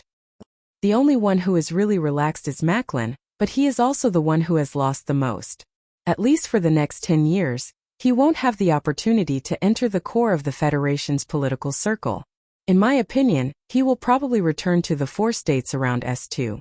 Zhou calmly analyzed the situation, especially pointing out some details, including how the witnesses of the anti-government army came to the capital, the story of what happened in the hotel, what compromises the two sides might have made behind the scenes, and why President Sieg accepted Lady Tai's suggestion. Sulu listened in silence, and his heart became heavier and heavier. Although he had already guessed these behind-the-scenes transactions in the past 2 days, it was still not as direct as listening to Zhou's clear analysis. These simple conversations made him feel shocked and even frightened. He had thought that he had come into contact with some important people and could understand the rules of the so-called circle, but he still did not expect that the exchange of interests would be carried out so skillfully that it was unbearable. Human society has been like this for countless years. Zhou looked at his expression and comforted him. "I know better than anyone that Madam was able to so smoothly push down Senator Macklin and the forces behind him this time because of you. I also know that the key evidence was handed to Shun Li by you. Now that Macklin is not in prison, of course you are not convinced in your heart. But in the face of the political style of the Federation society for thousands of years, even if you are not convinced, you can only curse in secret." She comforted, "After all, the Crown Prince is alive and well, and your revolutionary lover is also alive. There is really no need for you to make yourself unable to understand." In the eyes of politicians, making such a decision for the stability of the Federation might be acceptable, but Sulu still could not understand. He was just a stinking rock, looking at things according to his own moral values, doing things as a person, and doing things as a person. What was right, and what was wrong. If you want to hit someone with a rock, you have to hit them with a rock. He could not let the culprit kiss 2 rocks and then leave. But just as Zhou reminded him, he reminded himself that these major matters of the Federation had nothing to do with him. He laughed bitterly at himself, took a sip of the hot tea in front of him, and said, "Zhang Xiaoming lied to me, and Madam also lied to me. It seems that I am really a naive guy." Zhou was only known for pretending to be cold and arrogant at home and outside. She was able to make such an accurate analysis today naturally. It was not the effect of Minister Zhou Yingxing's teaching since young, but the effect of Lady Tai taking her to afternoon tea over the years. Probably only Madame and Su Lu had the opportunity to see this beautiful girl's innate sensitivity to politics. Just as she had said earlier, one would naturally be able to see different things depending on the position one was in. Su Lu thanked her and was about to turn and leave when the phone in his arms suddenly rang. He picked up the phone and said a few words softly, then looked up, squinted at Zhou and said, "Shunli called. She said that there is a dinner party at Lufeng Slope tonight, and Madame specifically asked me to attend." Zhou knew that he was asking for advice, so she quietly thought for a moment. Because of the baby, she had not followed Madame to those places for a long time, but after thinking for a moment, she guessed Madame's intention. "The cake will be distributed tonight." She smiled at Su Lu and said, "I think you will get a very big and sweet piece." Lufeng Slope was a private club, covering an area of 1 hectare, right next to the Charter Square. There was no eye-catching sign, only the 3 ancient letters LFP were inconspicuously branded on the waste wall. Walking into the club, feeling the smell of history around, and looking at the snow on the heads of the 5-person group through the antique cornices of the patio, even Su Lu, who had a lot on his mind, couldn't help but feel a little absent-minded. Next to the Charter Square in the Capital Special Zone, there was actually such a big private club. Looking up, there was history, and what breathed in the air was power. The surrounding layout was simple, but there was a sense of luxury hidden in it. Although it was not as open and beautiful as Linyuan, it had already climbed to the extreme in terms of the sense of luxury. Perhaps only the Tai family, which had been passed down for thousands of years and could deeply influence the political life of the Federation, could preserve this meeting place and use it as a meeting place. Following the incomparably beautiful receptionist, Su Lu stepped into the quiet, old-fashioned corridors. Narrowing his eyes, Su Lu looked at the people not far away who were holding wine glasses and talking happily. He had never seen some of them before, but he was still familiar with them. This was because the figures of these representatives and ministers often appeared on the news of the Federation. There were not many guests today, but they were all real big shots. This was a feast to divide the interests of the Federation, and there were probably not many people in the entire Federation who were qualified to join. The design of the Lufeng Slope Club was very exquisite. People could always find their own place under the eaves and next to the pool. The warm wind that came from under their feet could make people feel warm and intoxicated. The corridor that Su Lu walked led directly to the deepest part of the club. He could see those big shots, but they didn't notice his existence. Su Lu walked step by step towards the deepest part of the club. He guessed that he was probably the person with the least background, the least strength, the youngest, and the least qualified of all the people present today. If it weren't for the fact that he was inextricably linked to Senator Macklin's downfall, he probably wouldn't have had the chance to attend this event in his life. According to George Carlin's theory, this was a society that distributed rewards based on information. The information that Su Lu had passed to the Tai family through his hands, as well as the victory of the new MX Mecha, confirmed that he would be able to claim his share of the fruits of victory in this presidential election. What would it be? Money? Status? The honor that had always been suppressed by Lady Tai? Or was it the personal friendship that even President Xi cared about? No, he had a personal friendship with Tai Ziyuan, so he could forget about that lady.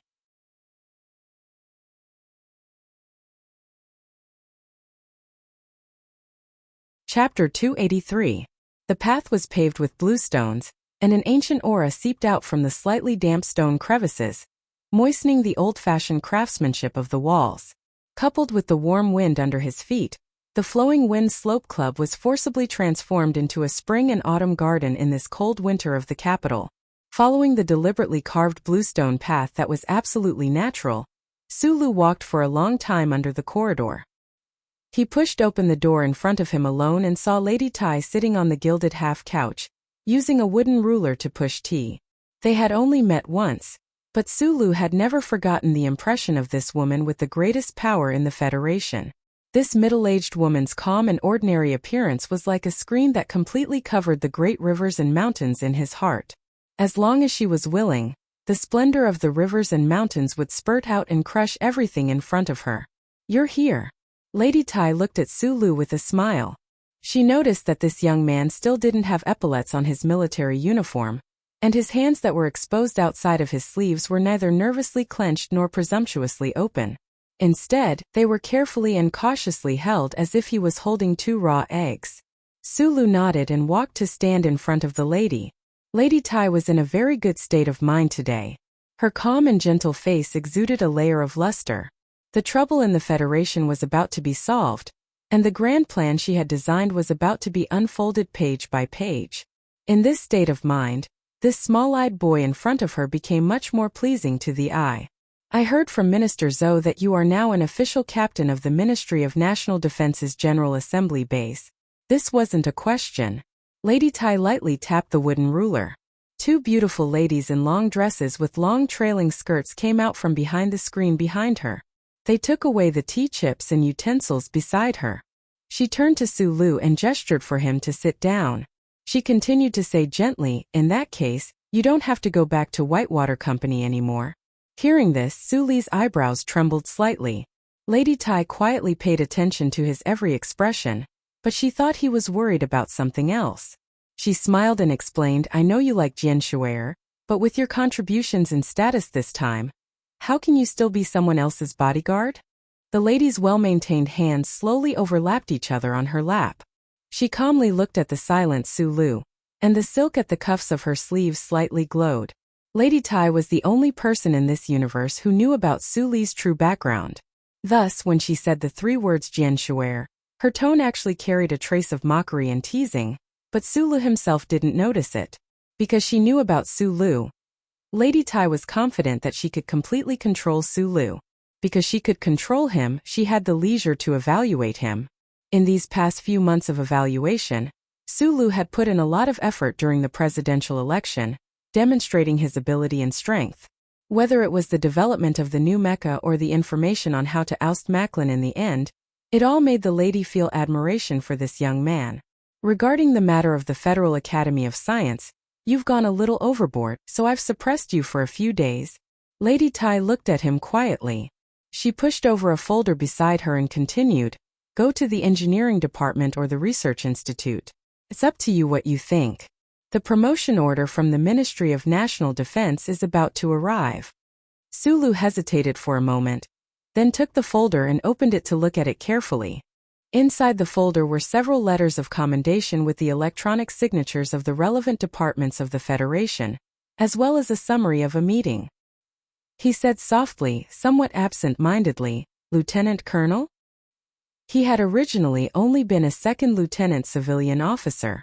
Because he had assisted the Nutshell Engineering Department in developing the MX Mecha, the Ministry of National Defense had granted him the authority of the General Assembly base and the rank of captain.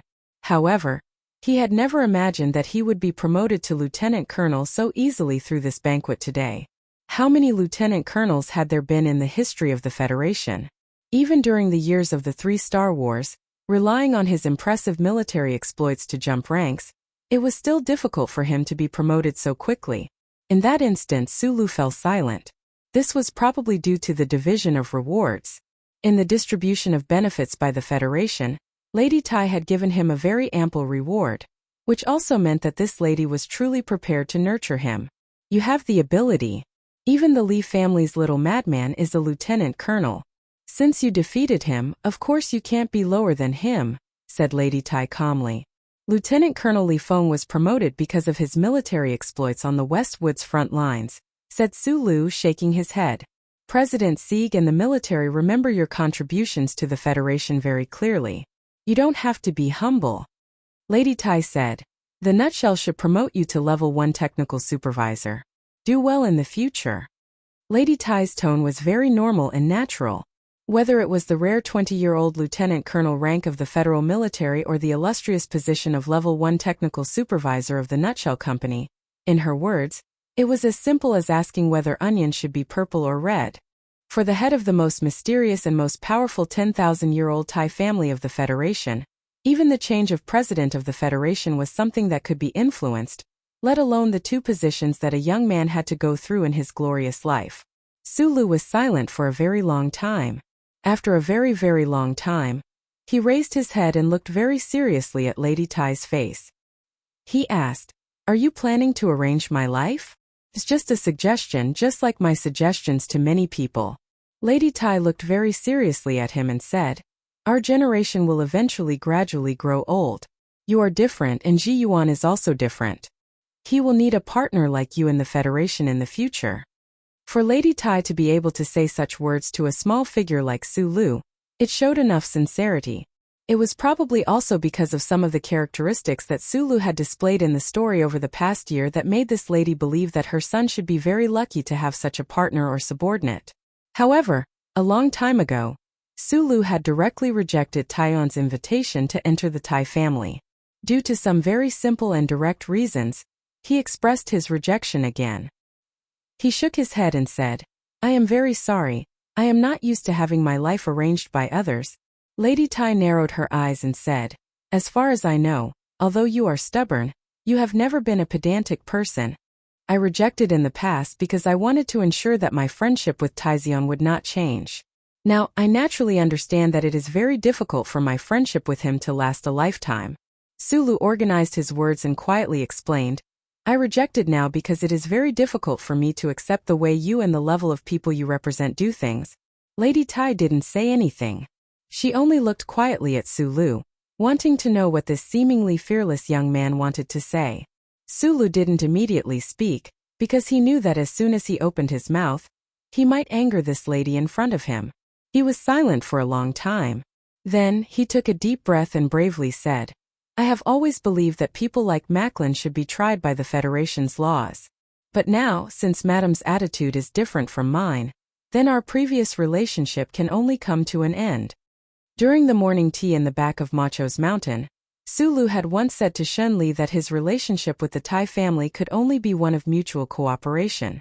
Lady Tai heard him repeat this and couldn't help but smile.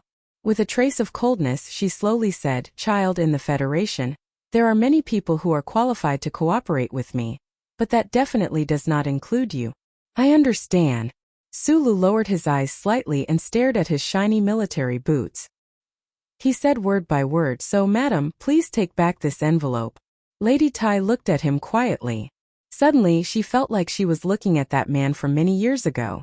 However, that man was very different from this small-eyed boy in front of her. Although they were both good at hiding their abilities under the opposite appearance, the appearance they chose was too different. That man was so amazing and insufferably arrogant, but this small-eyed boy in front of her was only calm and even dull. It was hard to tell what he was thinking and what he wanted to do. Thinking of that man made Lady Tai's mood slightly gloomy. Su Lu was still like a smelly rock. He didn't notice the subtle changes in this important person's mood. He said straightforwardly, "Taizion promised me that he would not let Macklin become the vice president." Lady Tai said coldly, "Do you think Macklin still has a chance in this life? But this is not enough." Lady Tai suddenly felt a little angry. She narrowed her eyes and looked at the young man in front of her. She couldn't understand how that cold-blooded and heartless guy could teach such a stubborn and righteous student. Did he really think that he was a messenger of justice? The Federation's biggest threat now is the Empire. Lady Tai said coldly, "In this situation, the Federation needs to be united. There can't be any more chaos, so Macklin can't stay in the Ministry of Justice any longer. In the face of the great interests of the Federation, what does personal hatred count for? What does your laughable sense of justice count for?" Su Lu thought to himself, when did justice become a laughable thing? You want to trample on justice, so you don't hesitate to cause unrest in the Federation. Lady Tai stood up slowly.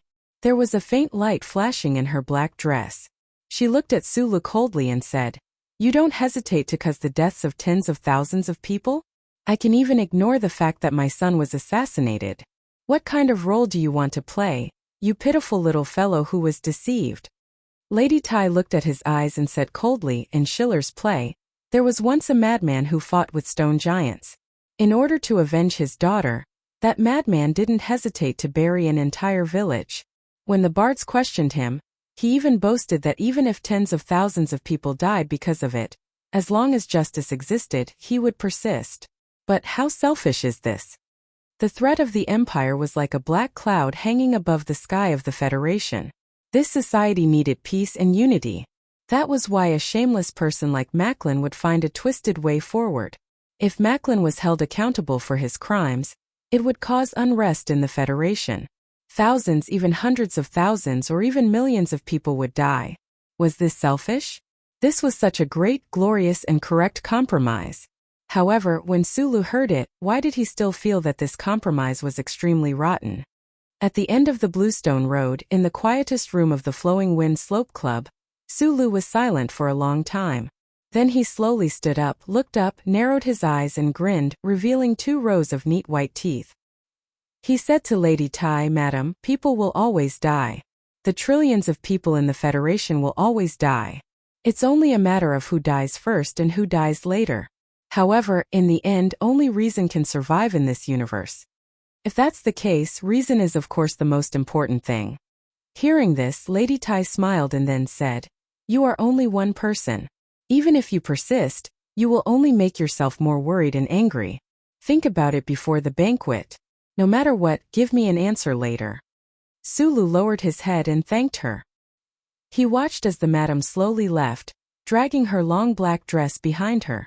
When he straightened up, he found that his back was already drenched in sweat. In the cold winter, although the interior of the club was incomparably warm, this sweat was actually cold sweat. In this 1 year, the changes in the Federation made him extremely aware of just how terrifying the 7 great families of the Federation were. That madam from before was even more so a figure that no one dared to look straight at her. Lady Tai herself did not have any shocking aura, and her tone was also extremely calm. However, when he connected the dots to this madam's identity, the pressure that Su Li's earlier questioning and rebuke had created in his heart was no less than that time when he had faced that heavy M52 mecha in the underground parking lot of the Lin High State Gymnasium. "This way, please." At some point, Butler Jean had appeared by his side and politely led him out of the room. They followed a completely different style passageway towards the bustling part of the club. Sulu found that Butler Jean was not the same as when they had first met last year. At the very least, there was a certain hostility and coldness hidden within that courtesy. This puzzled him. Even if Lady Tai did not like him, with his status and strength, how could he possibly attract Butler Jean's hostility? However, there was no time for him to think too much about it. In a side hall of the club, a flashlight lit up. The momentary flash of light made Su Li's eyes squint even more, and the warm applause also made his sharp hearing much worse. He could only roughly make out something about a commendation, something about important mecha developer, something about a fighter pilot, and so on. A general walked up to him and patted him heavily on the shoulder, personally sewing a medal on the left breast of his military uniform. He then leaned over to his ear and said, "Young man, well done. The medal will be in your hands in a few days." Another councilman gestured for everyone to raise their glasses, and so everyone raised their glasses. Even the silent Sulu had an extra glass of expensive champagne in his hand. For a moment, wine glasses clinked softly, music played softly, and everyone laughed softly. Only Sulu was like a puppet, allowed to be manipulated by others in this Federation banquet. Sulu and Butler Jean walked out of the hall. The guests of the Flowing Wind Slope Club were the most respected and most important people in the Federation. There were not many people, so it was not very noisy. Only when the music behind him was gradually forgotten did he regain his senses. Narrowing his eyes, he asked, "I don't understand what this means. I didn't agree to Madam's request." Along the way, many people raised their glasses to Sulu as a sign of respect and affection. Sulu had seen a few of them in Linyuan, but most of them were people he had only seen on TV. These big shots might not know Sulu, but they all knew about Sulu and the role this young man played in the presidential election. More importantly, they knew that Madam admired this young man and decided to cultivate him.